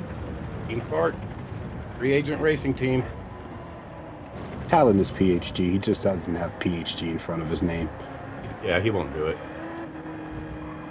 Trust me. We tried. We all look at him like he's a member. I mean, there are a few Here's a fun fact. So here's a fun fact. Last year, I made a prediction on the Gran Turismo World Series. I predicted that one of two people were going to come out and make it. And those two people were Stiro or Simon and KP. Simon made it. I'm actually predicting, if KP's on his job like he said he was going to do, I'm actually predicting that KP makes it to the Gran Turismo World Series this year. So it's it's really a pleasure to have him, someone of his caliber racing with us. Yeah, it is definitely an honor and a privilege to have such talented drivers. That'll run in another livery of mine. Hellraiser would love that livery. Is anyone else having issues with the stream? It seems a bit jumpy right now. I am, yeah. Okay, just wanted to make sure it wasn't just me. I almost turned my Wi-Fi off. There's Bill. Okay, cool. My Wi-Fi's been terrible for like the last week, so I kind of expected this. I got the good stuff. I do see Bill spams in a Warhammer 40k livery. That was actually pretty cool to see, though. I'm having to go off the YouTube feed. Let's see, what do we got here? We got a lithograph comics from Nasty. There we are. And everything's back to normal. Woohoo! There we Let's are. see. What do we got here? Just in a very nice Angel Wing PHG AMG livery. That is very nice to see. And then we got Elzo in the pink and gold and white and boots and cats and livery. Yep, and that another FAF. That's the same style livery for FAF. Just different colors again. Jazam's livery is so good that he's in the runnings for driver of the day already. See, that's fair. I like Jazam's. Jazam! Oh, Lord, now I gotta find fun ways to say his name for 45 minutes. Yeah, you do. Okay. Oh, great. I think people need to start having bland and boring names, like, I don't know, PHG Bill Stein, or PHG Vantage 2018 with optional leather trim. PHG Pyro is boring enough. Hey. Yeah. It is what you make it. Papa's not exciting. Yeah. Trust me. Yeah. Who thinks, yes, Papa is a great name? What kind of beluga thinks that? This is Papa's house. Okay, C-Dubs with a 156.8. Ooh. Got some guys in the pits. Some fresh flippers on. So during qualifying, I actually crashed at the last turn of the last lap. Mm. And it hurt so bad. Yeah, right. Because I was purple up until that point. Yeah, I love that livery right there. Wait, I finished my lap backwards. In reverse. Yeah. The 156, I think it was, or something like that. I finished it in reverse. Because I didn't realize that we can run so far off the track for that last turn. If I had realized that, I wouldn't have crashed. Been taking a different line from everyone else. I learned that on two different turns you can actually run off of the track. Had no clue. I'm glad you didn't realize it. You raced with honor. Maybe you should join some of the practice sessions, Pyro. Shh. Don't tell anyone that I don't practice. They'll take advantage of me. You know what? I'm definitely going to have to do some practicing for the next race at Daytona because there's such a wide variety of cars to use. And I'm not sure which car will actually be, strong there. So that is a freaking livery for Jazam. I have to agree, I was Pyro. I was considering the Ford or the Ferrari. Well, those are your two But options. yeah, but so is the BMW. What? Yeah, BMW is Yeah. an option. Hold on. No. There's no way. No way. Yep. You're gaslighting me right now. Round 2. Oh, it's road course to be determined. Okay. Ford versus Ferrari is Le Mans. Okay. Never mind. Yep. All right. Well. Yep. I'm gonna have to start thinking of other crimes for people. Okay. Tazim saying Rolex Daytona entries are next. Ooh, that's gonna be really good. That is gonna be a really good race then. Well, the Here's way Shaggy designed that next week's race at Daytona, it's like a replicate of Rolex 24. All the same manufacturers are available for your choice to use during that race. I would have All went right. with Genesis, but you know, Shaggy hates me and my Genesis, so I get it. Oh, Well, yeah. Then again. Oh, they're actually going forward with. Okay. According to TK's, IMSA's actually going forward with the Genesis car. So, I mean, the Genesis GT3 and GT7 will still be fake, but I mean, at least Genesis will actually have a racing machine. So, interesting. ooh, nice jump for Q. Oh wow, Q really jumped forward and 56.575. Still haven't seen anybody in the 55 territory yet. So maybe we'll see it in race. It's gonna be. I'm hoping We just I'm got to hit hoping a to see one. 55. And I think he can shave 2/10 off. Yeah, I think so. I don't know. It's rather spread out at the moment in terms of qualifying times in the grand scheme of it. We only got 3 in the 56 territory, and then it's 57s thereon. So yeah, it's gonna be a guessing game. It's gonna be a game of wait and see. But we enjoy that. Keep us at the edge Sam of our with a seat. nice jump. Yeah, wow, that was a pretty big jump. So that makes 4 56 drivers? Yep. Yep, that makes 4. 8, 4, 5, 9, 4, 8. Yeah, this one's gonna be a coin toss. I don't know. It's gonna be. I think strategy is really gonna dictate this race over pace. Keep an eye out on this guy right here too, Bells. This is a good, solid racer right here.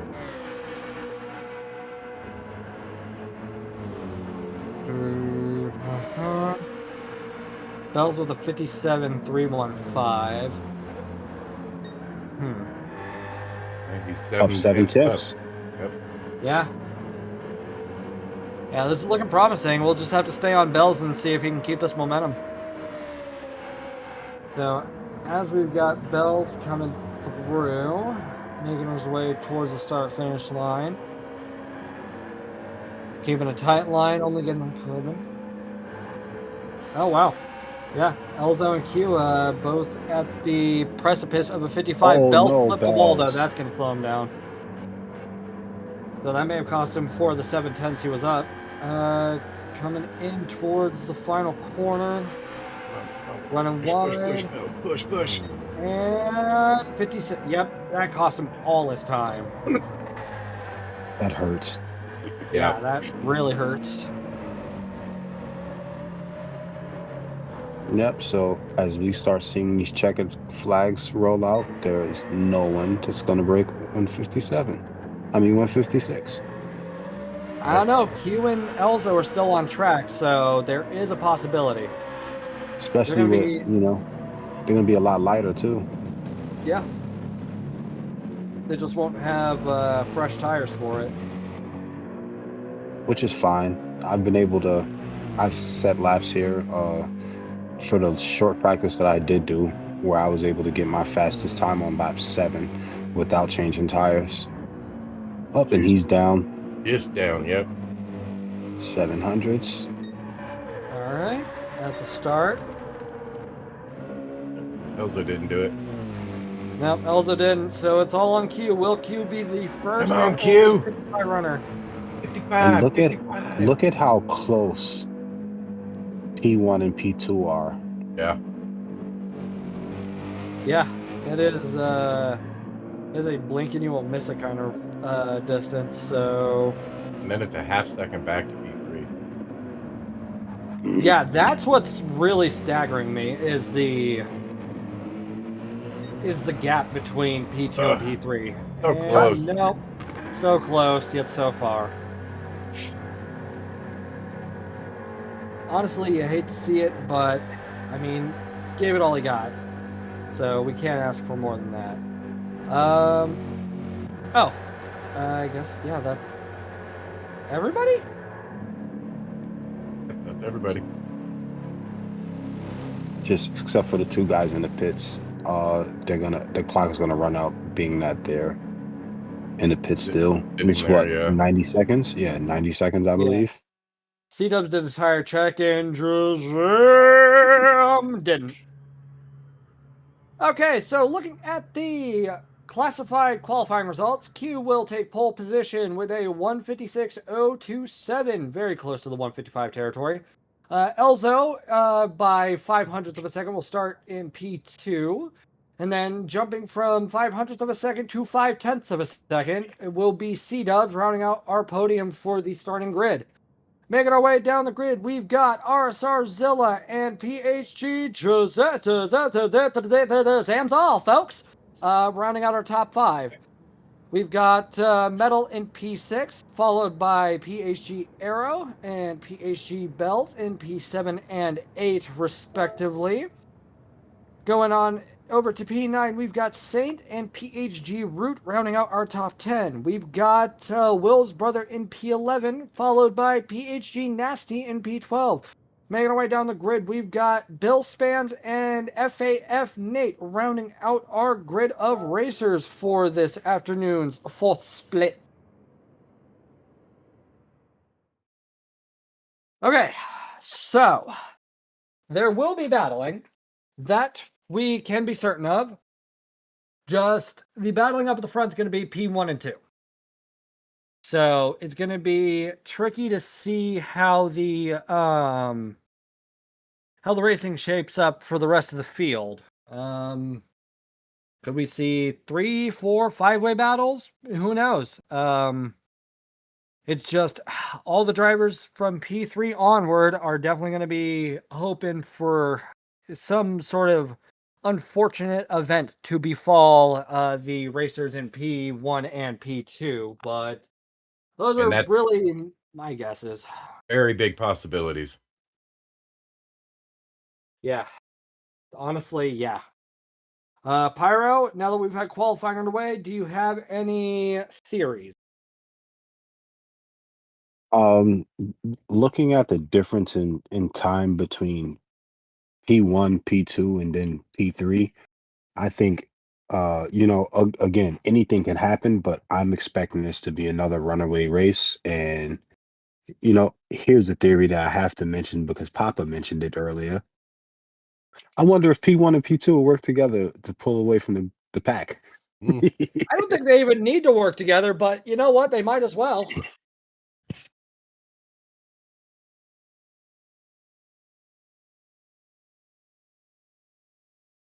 I think there's going to be. I think we're going to still see some good racing, you guys. I don't think we're going to see a runaway in this one. Really don't. Even if P Dubs in 3 and who was 4? Zilla?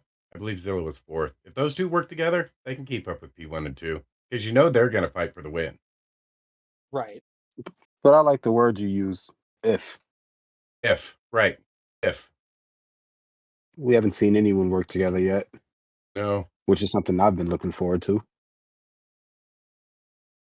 Yeah, I don't know.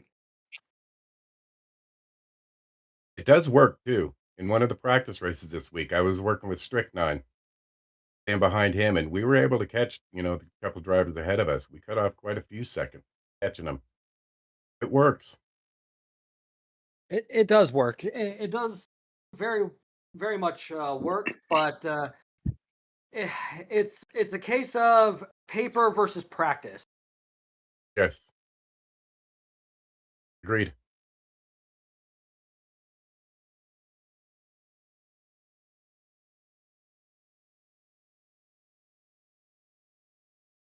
Yeah, I can't wait to get this going.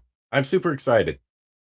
I'm almost um I'm almost disappointed that this is the last race of the week. But with the race I had yesterday, I am so glad it's the last race of the week, and we can get onto the Daytona road course. I much more enjoy that course than this one. All right, let's get this thing going, shall we? Sitting on the grid. Back with you. If we see another 4 or 5 wide dive into turn 1 here. Watch that Z4 Elzo.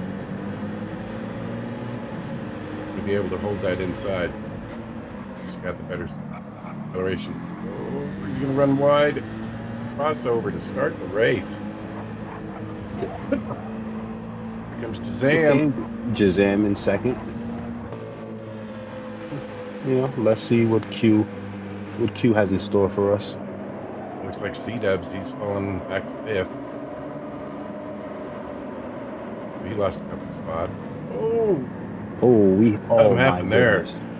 Oh man. I don't know if Miller got hit or if he just got in too hot. That was rough. And our first crash of the series. First major crash of the series. Oh yeah, looks like we had a bunch of ping ponging going on.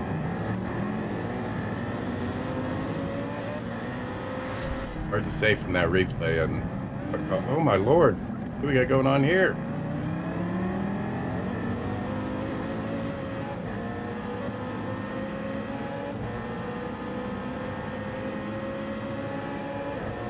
And this is looking like a fourth split for sure. What a turn of events. This is probably going to wind up being one of the more interesting races of the round so far. Wide runners there in the back. Yeah, P1. Let's see if we can see what's going on here. Ooh.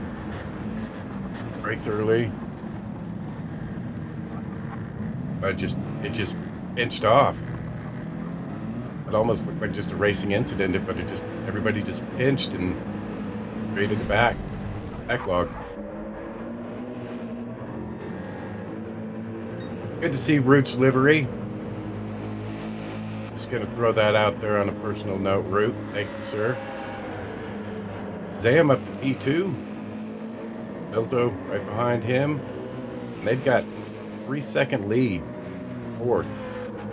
Almost 4-second lead to fourth. Route. I'm looking at, with the exception of Saint, there's like a wall from 4th to 8th of just PHG drivers. Just PHG Nasty, PHG C-Dubs, PHG Bells, and then you have Saint in the middle, and then PHG Root. That's always good to see. PHG. Oh, Nasty with the half-second 10. Dilla back to 10. He started P4 if I recall. He's been caught up in a little bit of that. First lap shenanigans. Oh, DeLeo with that. That's something that's it's not a pleasure to be a part of. Right? It's like to lose your race that way, it hurts. Right. Especially on the first lap. I mean, in general, yes, I agree with you. Yeah, have it all happen on the first lap. Oh. Yeah, that happens, then it becomes either like a boring race or it becomes quicksand where it's gonna happen again and again. Like when you end up in a situation like that, you have a tendency to push too hard. And that's what I do. Absolutely agree with that. Yep. That's what happened during my race.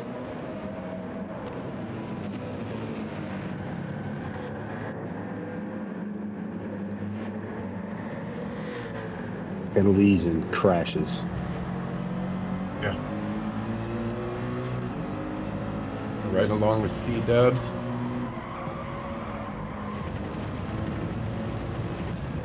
C-Dubs about 11 seconds away from the lead. Yeah.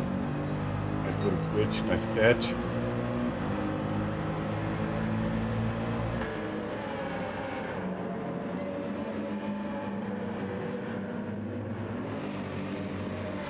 Still got, you know, it's still, now that it's calmed down a little, and we can get back to some racing. I mean, everybody's still they're spreading out a bit, but for the most part, it's still anyone's race. Well, actually, it looks like Q's run away. Looking at the mini map on the top right hand corner, it looks like Q's run away. Yeah. Was it 6 or 8 seconds? Yeah.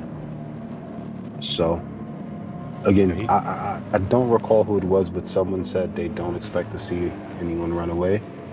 I don't know who it was either. Who would say like that? It couldn't have been Papa. No. Shazam getting ready to serve his half second. That's going to cost him P2.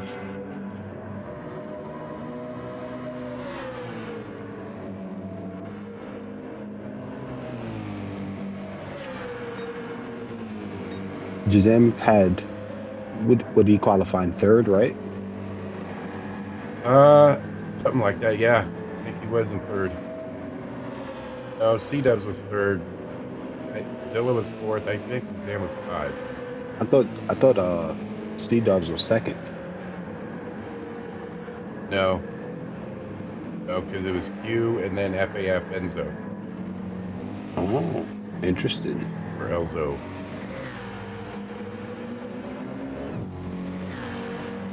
Excellent battle there. Side by side, little door banging took place. C-Dubs up the inside. Let's see who has the momentum going into turn 1, though. That's where things start to get important at. Looks like he's been able to looks like he's going to be able to pull away. Or not. Yeah. That was a good turn for Bells there.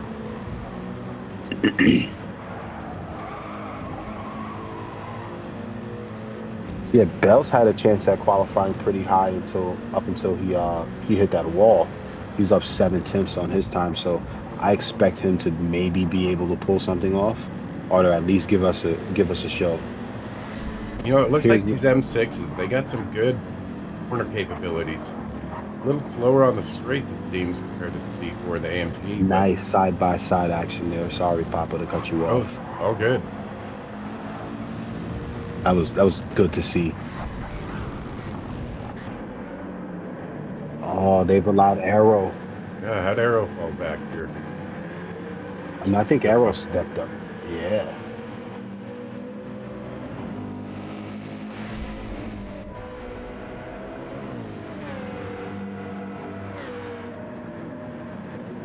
Yeah, they caught Arrow somehow going down that straight. Arrow must have slipped up somewhere.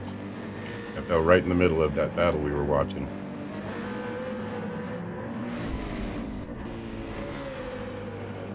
Missed what happened, but it was very interesting to see.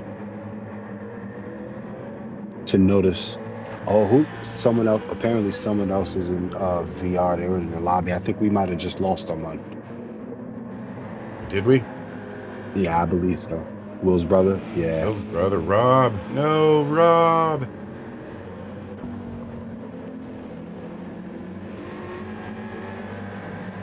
Slick Lithograph was a sponsor last year as well. It's their second season with us. So we're approaching about a quarter of the race. We have Q in first place, Elzo in second place, PHG Shazam in third. I currently can't see fourth and fifth, but... You said that wrong. Excuse me? You said Shazam wrong.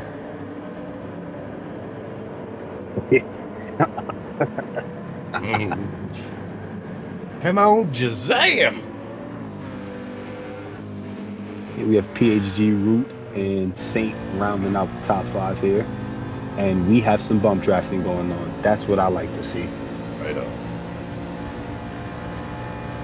Now let's Just see. what we needed. And they're closing down the time. They are 15 seconds back, but they were cutting that deficit down a little bit, going just down that one straight. You know, I noticed that particular turn that they just took, that right on the right-hand section of that turn is a pain in the ass. With Yes. that sausage in the middle, the little bump there, Yep. that is a pain. And it's like an off-camber turn too. Yeah, Accentuates it. It's just horrible. I'm not a big fan of that turn. No, trust me, I don't like that turn either.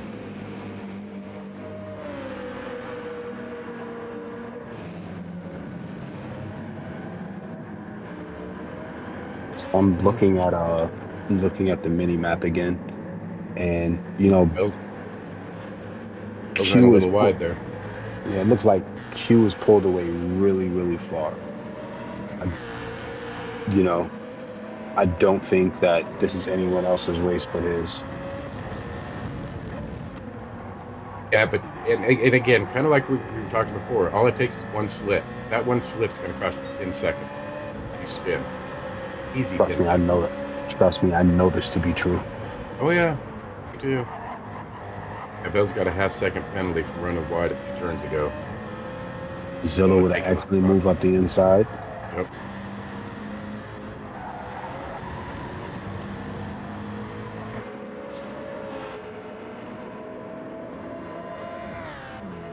So now that we're on our last split for the week, I do have a question for you guys. What are Hopefully some? I have an answer. I sure hope you guys do, because you guys are the ones that do the racing. I just sit in the box 99.999% of the time. So for the different BMWs, and I believe I saw Talon say something earlier about there being a 2016 AMG in here, which, bold choice. I respect it. I respect you, whoever did the 2016 AMG. But my question is, what are some commonalities you guys have kind of discovered from both racing and also observing these cars on track? So, like, have you picked up on any nuances from witnessing the Z4 drivers, or the M6 drivers, or even the AMG drivers? Like, have you picked up on any of the nuances in these cars that, you know, you wish you had known when your guys' races happened yesterday?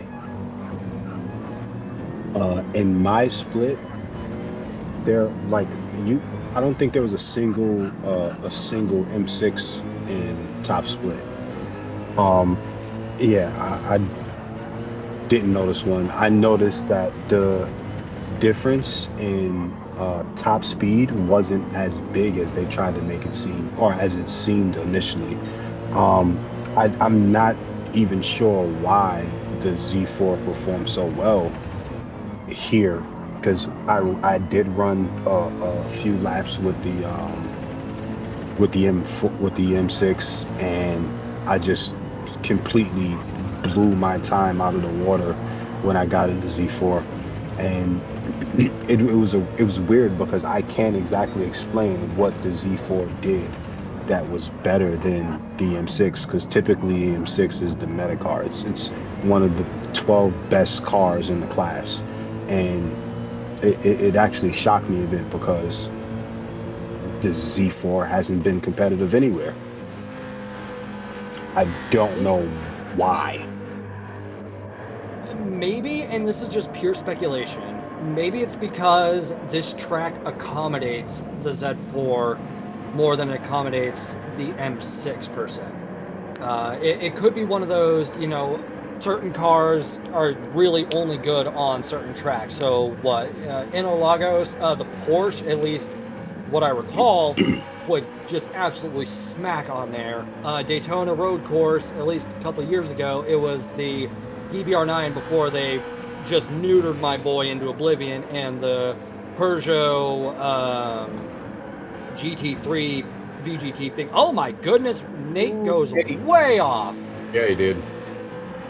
But it could be one of those instances where the track accommodates the car, and it really highlights how niche of a vehicle it is, as opposed to, you know, PD buffing the Supra every time the GT World Series is coming around and making it good on every track or blah, blah, blah. So, I don't know. Could it be one of those cases, Pyro? I don't think so, and the reason why I don't think so is because, like you pointed out, Interlagos and the Porsche. Well, the Porsche is really good at two things, right? It's great at a lot of things. Well, it's good at a lot of things, but it's great at two things. The Porsche has great acceleration for one, and the Porsche gets great rotation. With the BMW Z4, that's not really the case. It doesn't accelerate.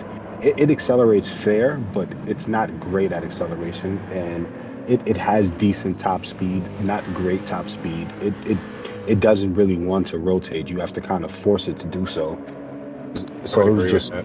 it was just extremely difficult for me to figure out, hey, why is this car good? Like the car that I'm known for driving, the Genesis, I can tell you this, it's a big boat, but it has great top speed. It's right behind the Supra a lot of times. It doesn't rotate that well, but it has great acceleration for an FR car. Those are things I can point out with these two cars. I can't point out what made the Z4 so good. I haven't figured that riddle out. Looks like C-Dubs was able to get by Saint. Now C-Dubs is working with Rude as he goes side by side. See, Is there a chance that Q is on racing mediums? That why he's pulling away? Yes, so there fast? is, and if you look at his lap time, he is on racing mediums. That might be a bad omen. yeah, that definitely could be a miscalculation because you'll need that speed from the mediums on the latter half of the race as Joseph gets a little squirrely. And I do want to throw out the aforementioned driver is in the 2016 model, so he is the only person Yes. I have seen in the AMG 2016. So hats off to Jazza. And I think For in the, yesterday's race we had an SLS with Ecstasy. I recall. Isn't that the 2013 model?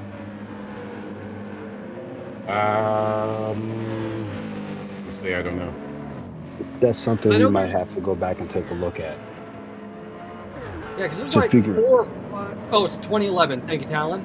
Talon there you is just always there. Talon's a beast, man. Screw State Farm. Talon is there.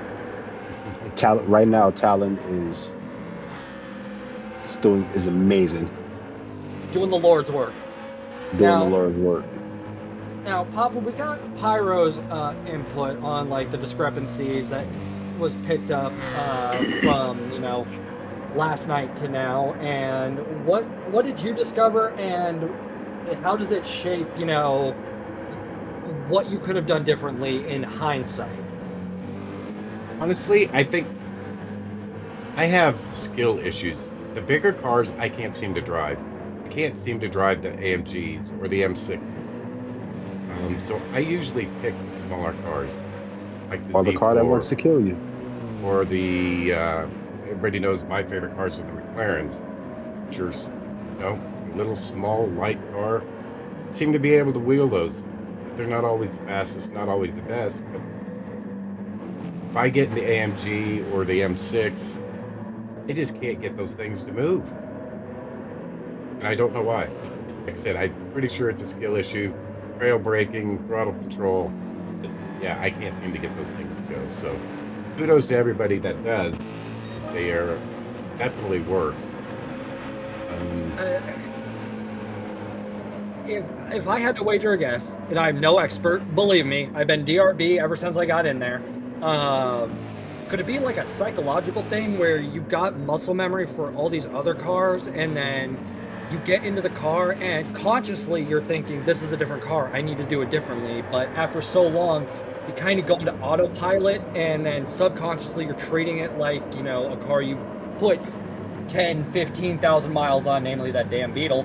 And so you're like subconsciously working against the car. Absolutely. There's 100% chance that you're correct on that one. Absolutely. I've put thousands of miles on my McLaren, and I always compare everything I drive. I compare to the McLaren. Now the Beetle, that's a whole different monster. The Beetle's the Beetle. I mean, nothing else drives like the Beetle, and I know that when I get into it. So, absolutely, it's all muscle memory, subconscious battles, and skill issues. You would think after 4 years of playing this game, I would be over all that stuff, but yeah, that's I'm old. That stuff's just set. I'm sure we could teach an old dog new tricks. Which does pose a question. Would anybody like to help coach our dear proprietor of the PHG race team?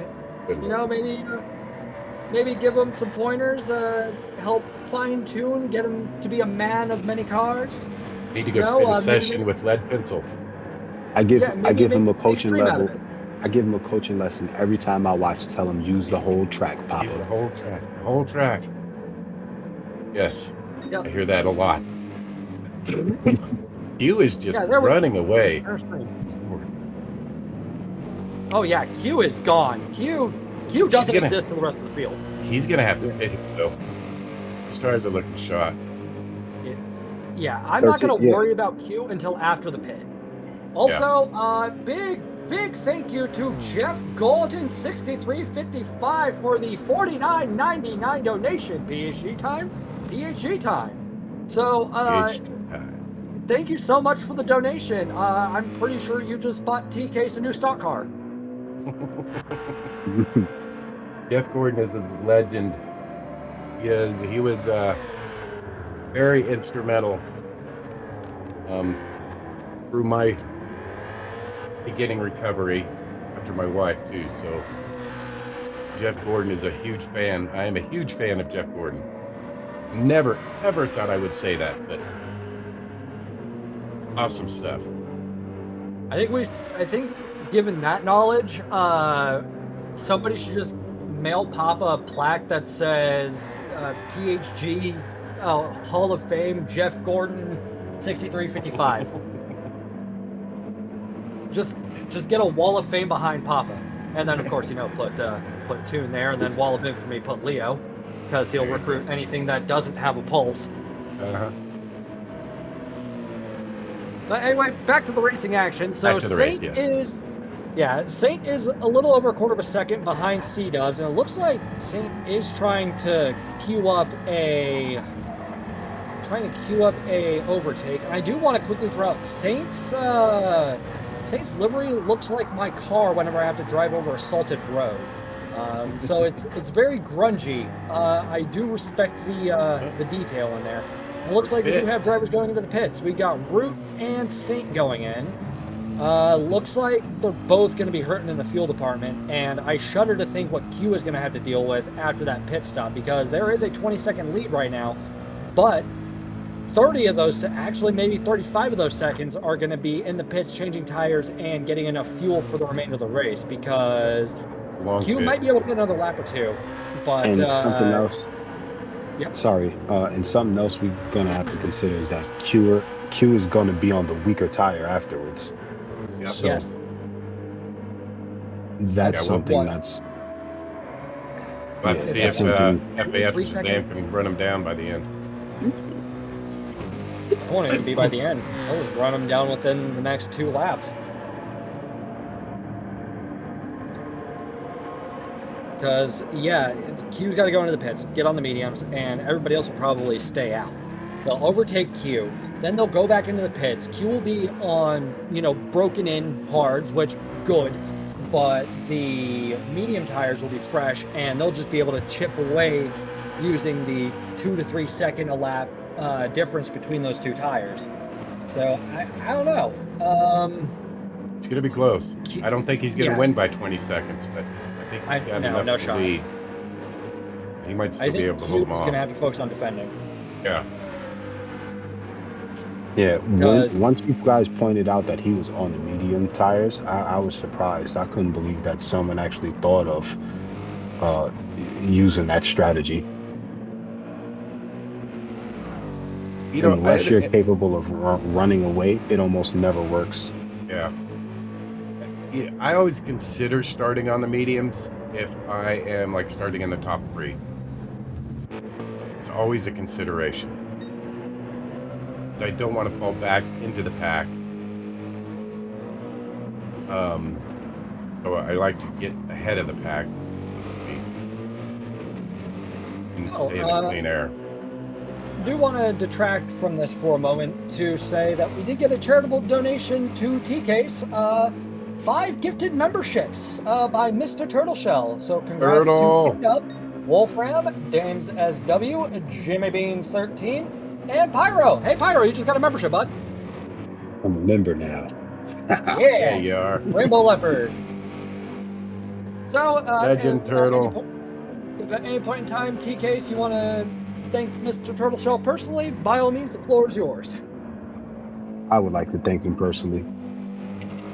All right, I'm getting word that he doesn't have the microphone set up, so I will just relay. And T-Case would like to tell you, Turtle, thank you for wasting your money. Haha, you're not getting that back, no refunds. My beard Definitely laughs at not a you. waste. Oh, hold on, look at Q. Those tires are almost gone, that fuel's on. There's no way Q is going to be able to get back up to P1. Yes, there's like a 30-second gap, but with those hard tires, I don't know. He's in the pit now. He's in the pit now, and this is a very, very brazen strategy. God, I don't know. For those of you... No, C-Dub's got a pit too. Yeah, C-Dubs does have to pit, but C-Dubs is going to come out in better shape. I guess... We're looking for Elzo. You know what? All right. C-Dubs could have made a mistake as well. He could have made a big mistake because you typically want to do 10 laps on the hards and 13 on the mediums. C-Dubs actually did it reverse. He did 13 on the hards. Well, I can see how that'd be that's for sure. Yeah, I can see how that'd be a mistake, but that does give C-Dubs plenty of opportunity to just push his car to the absolute limit.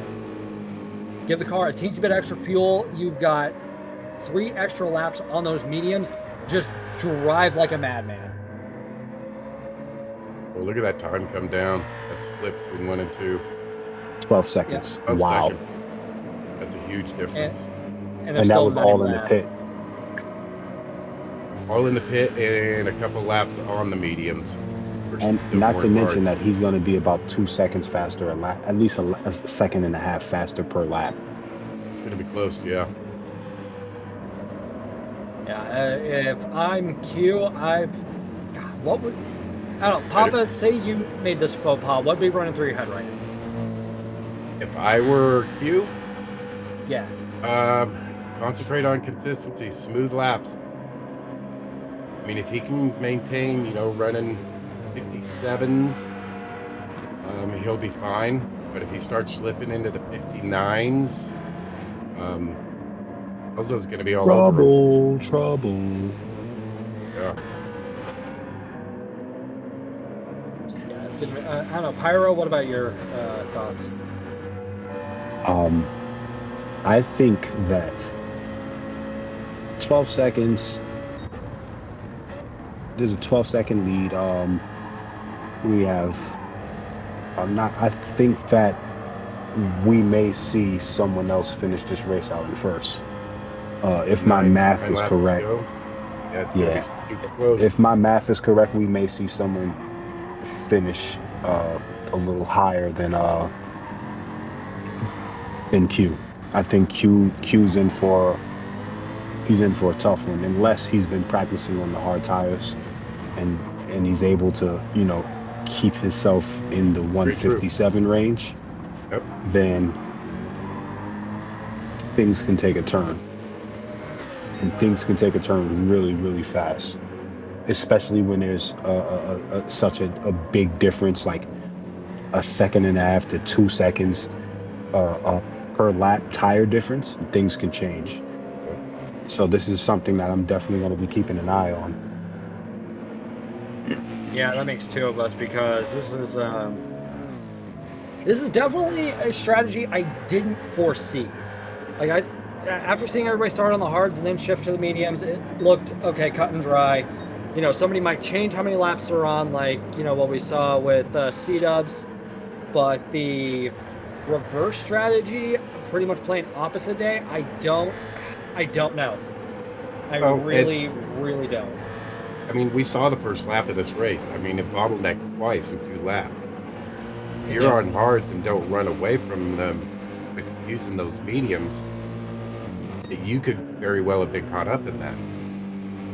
Yeah. But being on the mediums, he was able to get away, run clean, no contested laps. Just have to see if it works out, because he's down almost under 12 seconds now. Elzo's still closing. Yeah, Elzo is closing, but I don't know if it's going to be enough. I mean, Elzo's off in a league of his own right now, so, like, I don't know. I mean, Pyro, are you still on track or no? Elzo needs to be running, Yeah, Elzo needs to pick it up. He needs to pick it up a lot.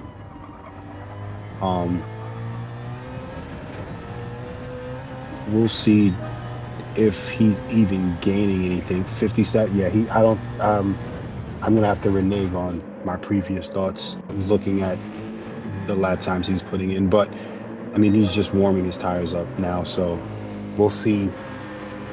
We'll see if he can pick it up, because if he can pick it up, then he has enough time to catch Q. And it's only the first race of the season.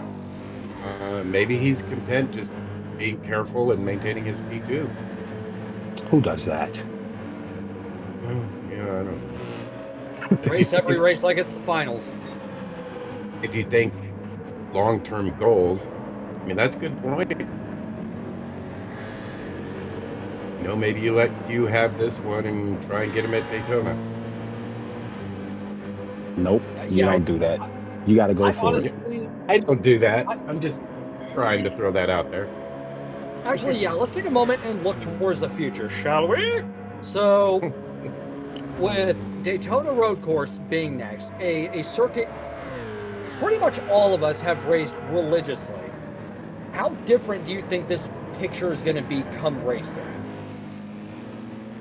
Well, I think it's going to be huge. I think you're going to see a lot different lineups. See, one thing about Daytona, as long as you don't crash, it doesn't really matter where you start, because this is a heavily slipstream focused race. Anyone, as long as you don't crash, as long as you manage to stay on track, anyone can win that one. So going into Daytona, the best position that you could possibly be in is to be the point leader in your group.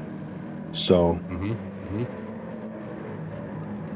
I expect him to try to catch Q. I expect him to try, at least. I wouldn't feel comfortable going into next week sitting at P2 and I have a chance at first place. A lot of the difference is going to be what people pick as their manufacturer, what car they're going to be in next week.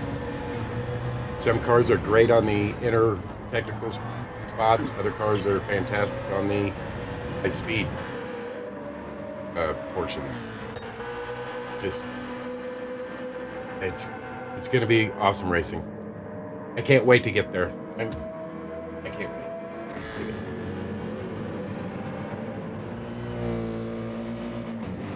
Like Q's lead was down under 12 seconds now.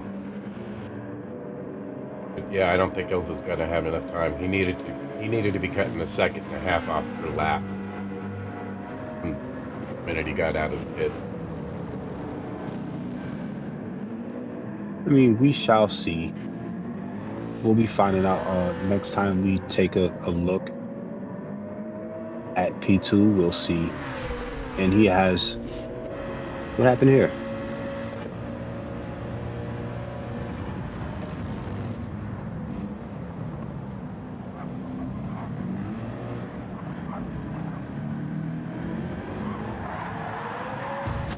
Oh no. Oh, Rube. Yep. That's gotta sting. That's that turn you were talking about earlier. Yes, it is. Hit that little bump and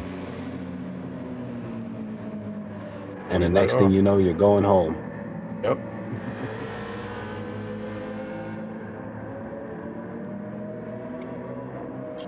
This is going to be... Yeah, it seems like this race has just been unraveling from the start, in a sense. Like, a lot of what we kind of expected, kind of what we know, are, you know, usual gut feelings kind of flipped on their heads. So Nice it move is by interesting Shazam to there. see. Oh, yeah. You didn't say his name right. Yeah. Uh-huh. Do it again. This time with feeling. Zam! Nice move, buddy. Into P2. Roots crashed. I mean, it lost him a few positions, but he's in P6 still. I can't tell the difference between how much time he lost to C-dubs, but looking at the mini map now, Q is maybe 10 seconds away. If he's under 10 seconds, there's a realistic chance that he can at least be drawn into a fight. If not, I don't see him. I don't see a battle remotely close between P1 and P2. But one thing I will say is that I was right. Someone has run away with this race so far. It is a 10-second gap, and there's 5 laps left. My apologies. Yeah, honestly, I'm starting to side with Josh Moment, and I think, well, I think it was just Josh. But yeah, I don't think Elzo is going to have enough time to catch up to Q.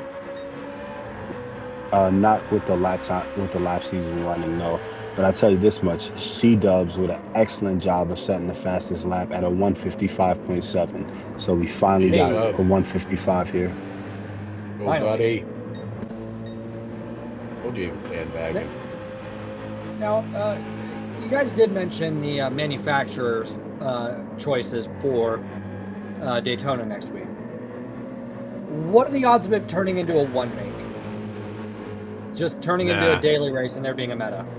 I don't think so. Way too many options the way Shaggy's got this set up. I mean, I think that the LM model for the Ford would be there because of the top speed. But I think throughout the week, maybe already happening possibly today, there'll be some testing to see which car has the best top speed. Which I'm pretty sure it's the Ford, or at least it should be. There's no Supra in this race, so Or Viper. Or Viper, yeah. So it's likely that if it is a one-make race, it'll probably be the Ford. I'm not familiar with what the top speed would be on the Ferrari, but I think those would be my top 2 choices of what I expect to be the strong car there. Well, which Ferrari? Are you talking about the new one? The 296. New one, yeah. 296. That thing's amazing in first gear. First gear is amazing in that car. It's one of the few cars that doesn't want to kill you in first gear. Yeah, but how many times are you going to be dropping that into first gear at Daytona? 3 or 4. Think? Turn 1. Horseshoes. Turn 1. Yeah. The horseshoe. There's a couple of times you'll be in first gear there. It's just you don't want to be in first gear for the Le Mans chicane. You'll probably want to be in like 3rd or 4th, really. Yeah. Yeah, the Le Mans chicane is going to be, I expect, in top split anyway, that's where a lot of moves will be made. Yeah. You can't be afraid to just say this is where it ends. Right here at the chicane. Nice pass. Yeah, that worked. All right, let's take a gander. All right, so coming up into turn 1. On the anchor, Saint runs wide, and yeah, that's affording him plenty of opportunity. Just was able to carry that momentum, and away she goes. Simple Yeah, as that simple was- does. Good job, C-Dubs. Excellent move Well, by in passed C-Dubs. out move right there. Nice. Oh yeah, And just and it him looks right in like front because him. of George having a pen. There you go. C-Dubs is going to get it. Yep. Yep, wish granted. Ooh, Saint Sandbagging clipped the wall. C-Dubs. Ooh. At least it looked like Saint clipped the wall. I could be saying things. I could be going crazy. He drove right through him, and he hasn't. Good point, Shaggy. I forgot that. Kazam originally, with his qualifying time, didn't even qualify for this to make the race. He was brought in as an alternate, and he's fighting for a podium. All right, well, my driver of the split is going to be George. Good point. I think to be fair, for me, my driver of the split will have to be Q. He used he took the chance of using a different strategy than any of the races that we've seen. Yep. And he he's pulling just back away now. completely dominated. I mean, right now he's on the weaker compound and he's pulling away from the second fastest person on the field. Yep. Not to mention that he's completely dominated and ran away in a race that a lot of people didn't think that someone would actually dominate. I can see that. I definitely see your point. Hey, notice how you keep rubbing that in, Pyro. Yeah, I have to. Might as well get your jabs in now. We've still got 2 laps. I can't say I told you so, but I can say no one thought this would happen.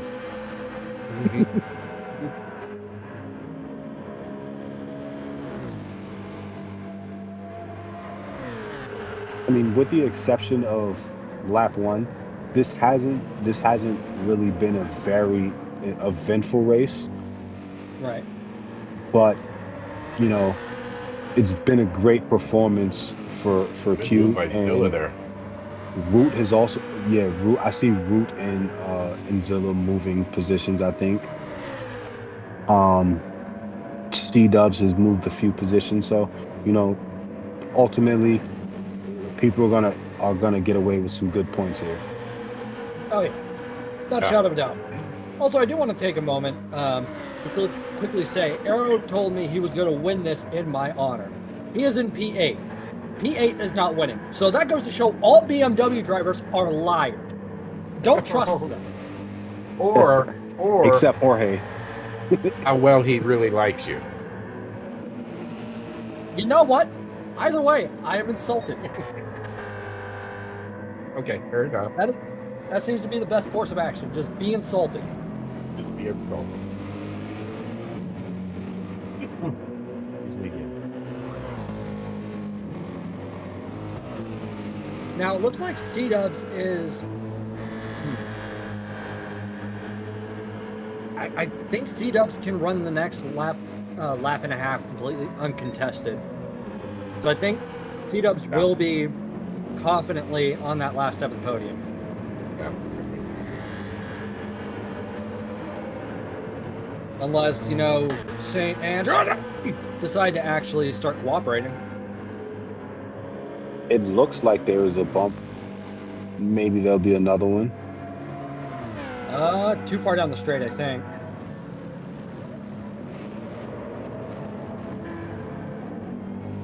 Can they keep the cars pointed in the right direction? It appeared to do so.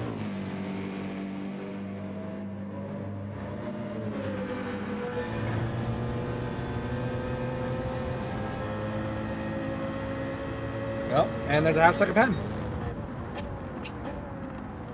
And he'll have to serve on the final lap. Is it too far to lap? Oh, yeah. Yeah. Yeah. That's, Yeah, that's going to be really costly to have to serve a penalty on pretty much the final lap. That When you got somebody all over your keister, yeah. yeah, tough one. But he should be able to round out top 5 at least. Yeah, rather handily. Because the gap between and Saint is under a second, but the gap between Saint and Root is a couple seconds, so.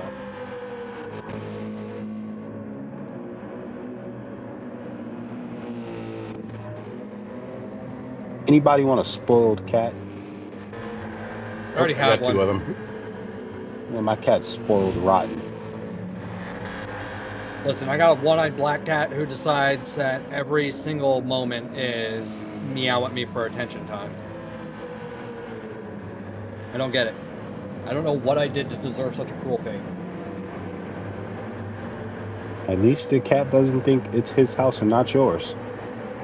I got a couple. My cat claims my racing seat. My brother's cat claims my seat and my desk. Yep. He's like, yo, I don't care about racing. Yeah. At least he doesn't scratch it though. Oh my god, right? Sometimes I moved it because sometimes he would stick his arms through here to slap me in the back of the head. Bruh. He's like, hey, give me attention. Yeah. He would stick his arm through. And we have All right, Q and- finishing. And he even built the lead up to 16 seconds. What a performance. Oh, no kidding. Yeah, well done, Q. Jeez. Harold gonna have to serve this penalty. In All right, his looks like bike. Elzo. Oh, wow. That explains a lot. So he was fuel saving. That's why he was able to pull away. Yeah. I bet Elzo was fuel saving for those last 2 laps. That explains a lot.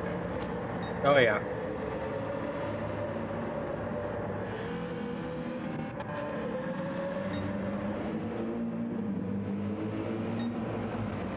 Yeah, he's still, Interestingly enough, we didn't see a 155 in qualifying, but we got to see one during the race.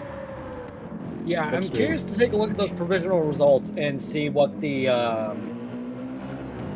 see what everybody's personal fastest lap was, because something tells me it's going to be pretty interesting. I wonder if we get more than one 55. hey, I want to give a quick shout out to Ball Spasms here. Bill Spasms, sorry. What a name! Coming in at the last moment to fill this field and still completed the race. Yep, Nice didn't job. drop. Good show of sportsmanship. Yep. All right, take a look at the provisional results for Split 4.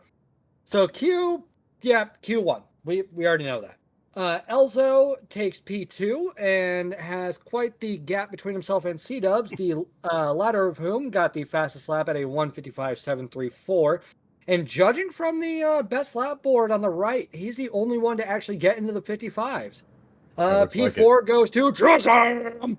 And Saint rounding out our top 5. We've got Root in P6, followed by RSR Zilla with PHG Edo in P8. Making our way over to P9, we've got Faf Nate, we got Metal, rounding out our top 10, and then making our way down the grid, we have PHG Bells, Nasty, and Bill Spams rounding out our drivers, and an in memoriam for PHG Will's brother. Gone, but definitely not forgotten. In the arms of an angel. Damn. All right. Yeah, drivers of the race. I got to give it to Chisholm.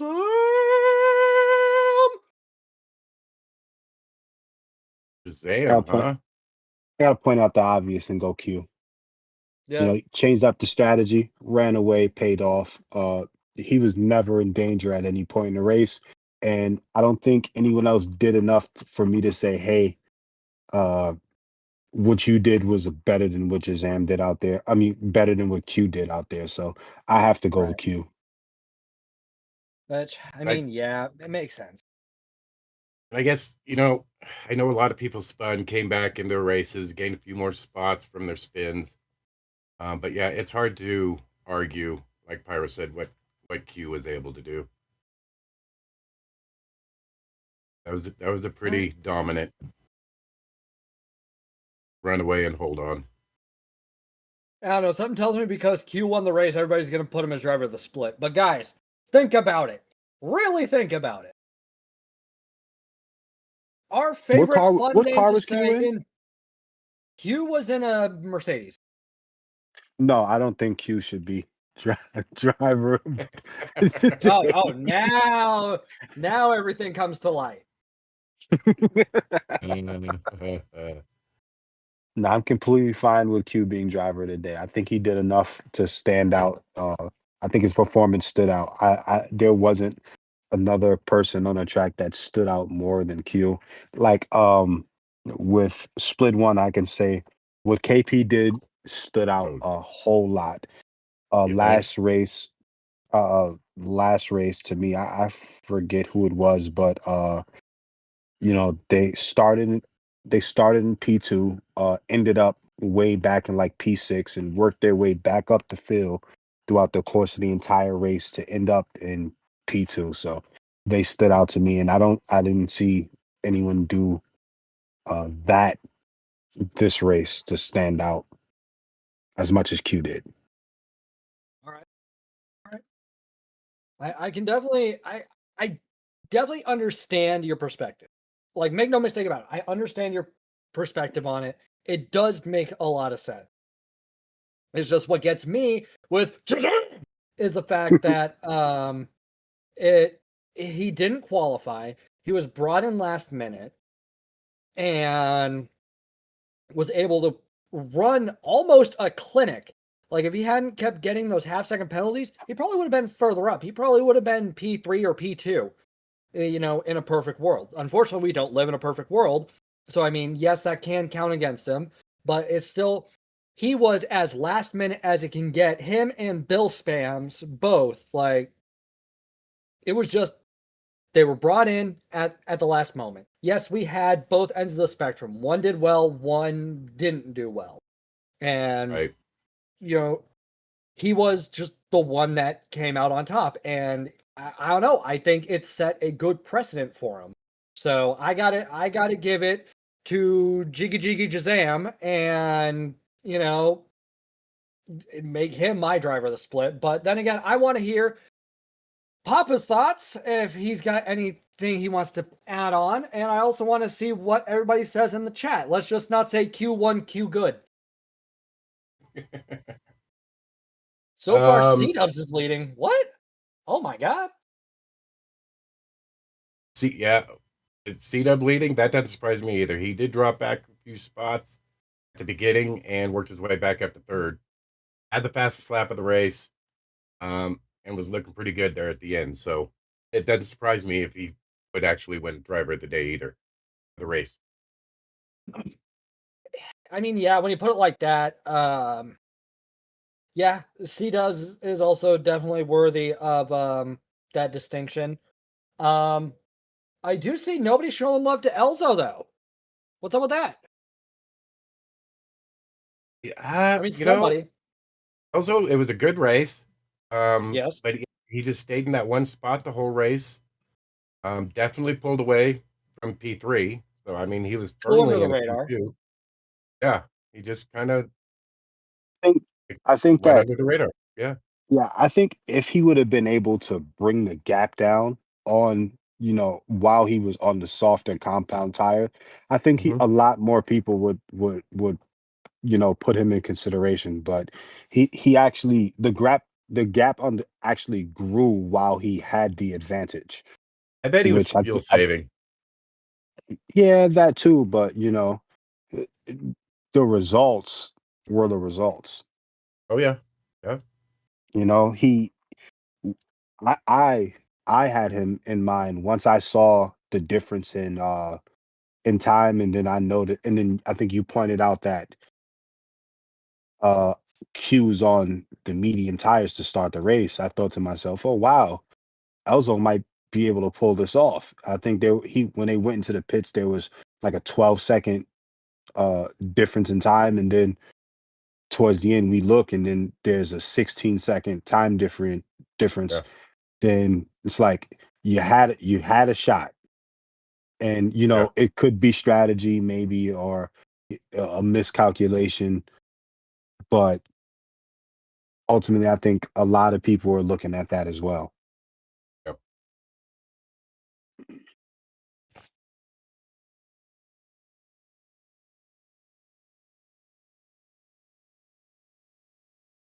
All right. But with all that deliberation, it is time for us to end. So, thank you all so very much for watching and spending your afternoon with us. It has been an honor and a privilege to have you all, of course. One last thank you to 4D Racewear, Lithograph Comics, VDX GFX, and the Mist Chronicles. You guys are amazing, and we appreciate all of you for your support. Now, next week will be Daytona Road Course, as we were talking about earlier. It will be the Rolex 24 entries. So, whatever's racing in the Rolex 24, just go and look it up, and those are the manufacturers that will be available to be chosen from. If you want to join in the PHG World Series Season 3, make sure to join the Papa's House of Game Discord and go to the sign up link, and we can slot you in somewhere. Hopefully, fingers crossed, maybe. Don't take my word for it. But, yeah, thank you all so much for watching. We'll be back at you next week with round 2. And so, till then, be safe, take care of yourselves. Bye-bye for now. Take care, everybody. Later. Have a great day.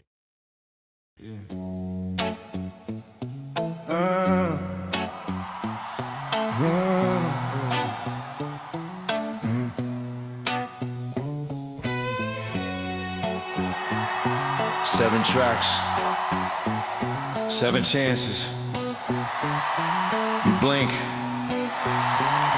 you're gone. This is the PHG World Series, Season 3. Strap in or get past. Lights on the gray, heart on red. Foot down heavy, can't hear the dread. Ghosts in my mirrors, chasing my line. I carve that apex like I'm cutting through time. Rubber on curve, sparks in the dark. Every split second could tear you apart. Name on the banner, burned in the screen. I'm wide open, living on the lean. PHG World Series, Season 3, don't breathe. If you feel that fear, better turn that key and leave. We race on the edge, where the brave bleed speed. PHG World Series, only one crown, one king.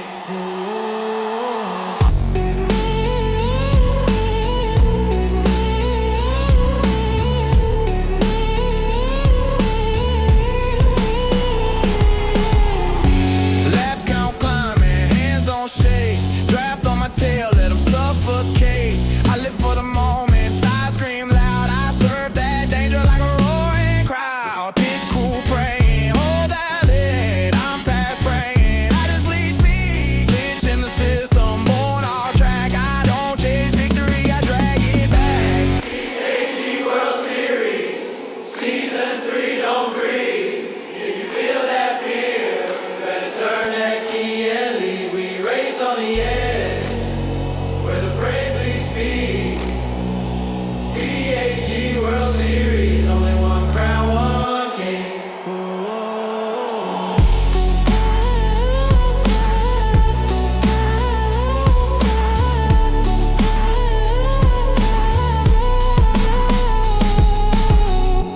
Three laps left, 2 fists tight. One bad move, lights out, good night. Say my tag when the replays roll. I leave rubber scars on your digital soul.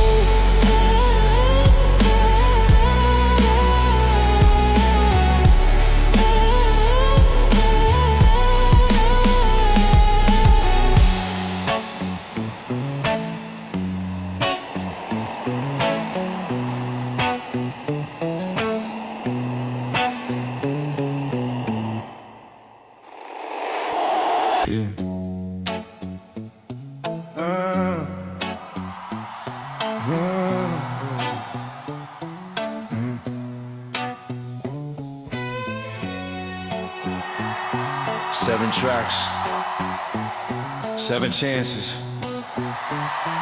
You blink, you're gone. This is the PHG World Series, Season 3. Strap in or get past. Lights on the gray, heart on red, foot down heavy, can't hear the dread. Ghosts in my mirrors, chasing my line. I carve that apex like I'm cutting through time. Rubber on curve, sparks in the dark.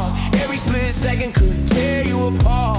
Name on the banner, burned in the screen. I'm wide open, living on the lean. PHG World Series, Season 3, don't breathe. If you feel that fear, better turn that key and